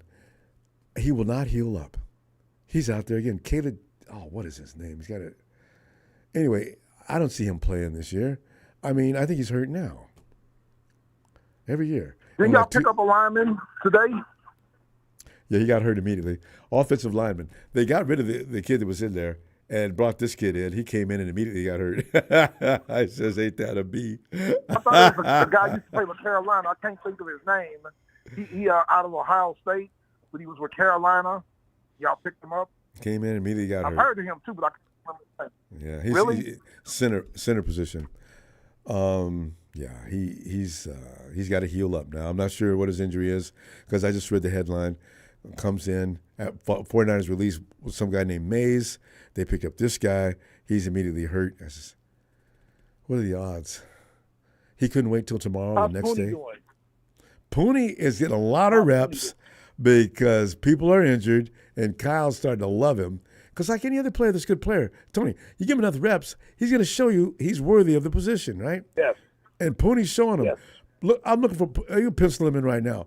Look for Pooney to start at right guard, and possibly you may see if Brindle can't handle it, we might see Feliciano at center. That would be a nice front. Mm-hmm. McKivitz is still Now remember, Pooney questionable. gave up no sacks at Kansas, and he went up against competition like Texas, Oklahoma State, and he went up against that Brian Murphy, the best defensive tackle in the draft this year. It doesn't get any worse than that. Give up nothing. Yeah. Yeah. Yeah. Kalia Davis. Thanks, Ellis. Kalia Davis. Kalia Davis, yeah. Yeah, he played with Carolina. Yeah, He already got hurt? I think so. I mean, I'm not heard anything about him. I think I heard about him getting hurt a few days ago. I said, Kalia Davis. But one thing that's funny is the speedster came back. Danny Gray came back before Danny said, you know what? Bad leg and all, I got to get back out here. How's he looking, Danny Gray? Well, I see a photo of him going up. They had him surrounded. Boy, it looked like Custer. I mean, they had him completely surrounded. he was going up. I don't know if he won that, but he had Jalen Graham was on him. I forget which other cornerback was on him. And there was Danny. I said, boy, the photo it's just a photo, and it freezes at the peak of the leap. Good luck with that. He's got to compete. Yeah. Yep. How's Ronnie Bell looking? Who? Ronnie Bell. Yeah, Ronnie Bell actually was on, one of the guys was on the bubble. He's been doing well. And against guys like Javarius, too. I don't know what the 49ers are going to do there. If I got to make a choice between Ronnie Bell, somebody is going to pick him up. Yeah, if I got to make a decision between Ronnie and Danny, Gray. Yeah, Danny's out of here because Danny's only going to stay healthy for a couple of days. So you're going to keep Frank Darby, or at least put him on the practice squad? Like I say, he's a good special teams player. Yeah, I forgot about But Frank Ronbo, Darby. He can catch the deep ball. Can he? He can catch the deep ball. And the 49ers He just needs to work on his route. Like I was telling you. Well, see, the 49ers wouldn't ask him to come over for a reason. Has he got good speed? Yes, he does. Okay, that's why they brought He's him always over. the first or second special team down on punts and kickoffs for tackles. He's always the first or second guy down there. That's why he lasted with us for 4 years. Okay. Maybe. Yep. Maybe. We'll find out. Frank Darby can catch. I don't know why Dan Quinn and then Arthur Smith didn't really give him a chance. He didn't really drop that many balls. They just never really, when he played, they didn't throw to him much. And he can catch, in the practice, he would catch that deep ball. Then the only game I've seen him play was that we got blown out by Dallas. We drove down the field. He had 4 catches, like 48 yards on one drive. It seems like I was watching that game because I remember his name too. Number 88, yep, Frank Darby. Very high energy, always happy, high energy, high motor guy. I like but like I said, Niner Empire, go look at Arizona State Frank Darby, and you'll say, man, why was this guy a 6th-round pick? He should have at least been a 3rd or 4th-round pick. This happens every year. There's always somebody who gets overlooked, comes in with a chip on their shoulder, and plays lights out. Well, Tony, I'm going to go. Frank Darby can play. 49ers called him for a reason. We're going to see. He'll be out there next Sunday. I'm pretty sure. Yeah, preseason. Yeah, you get a chance to next check him Saturday. out. Yeah. All right, Tony. I will see you Sunday. Always a pleasure, Ronbo. And like I said, the next week starts preseason. I'm going to be on alert. I'm going to be on Stetson Bennett alert so I can see him throw more picks like he did last preseason. You probably won't see him. And he's going to do it. It'll probably be Stafford for a minute and Jimmy the rest of the way, and then, of course, Stetson for a half minute. And remember what I said. After, in about a week or 2 from now, at 2nd and 3rd preseason game, y'all going to get a good lineman.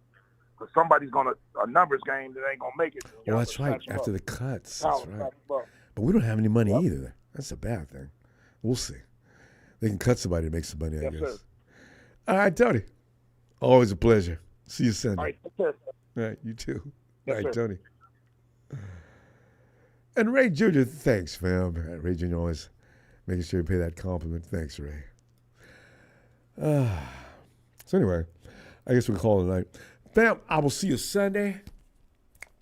And let's just go ahead and talk some more 49er football. It's already time. It's here. Here we go. Don't forget to subscribe because I want you to know when we're looking for you. You'll get that notification and get on in here, call and get on that phone. And we shall see you Sunday. Don't forget to like. I like likes.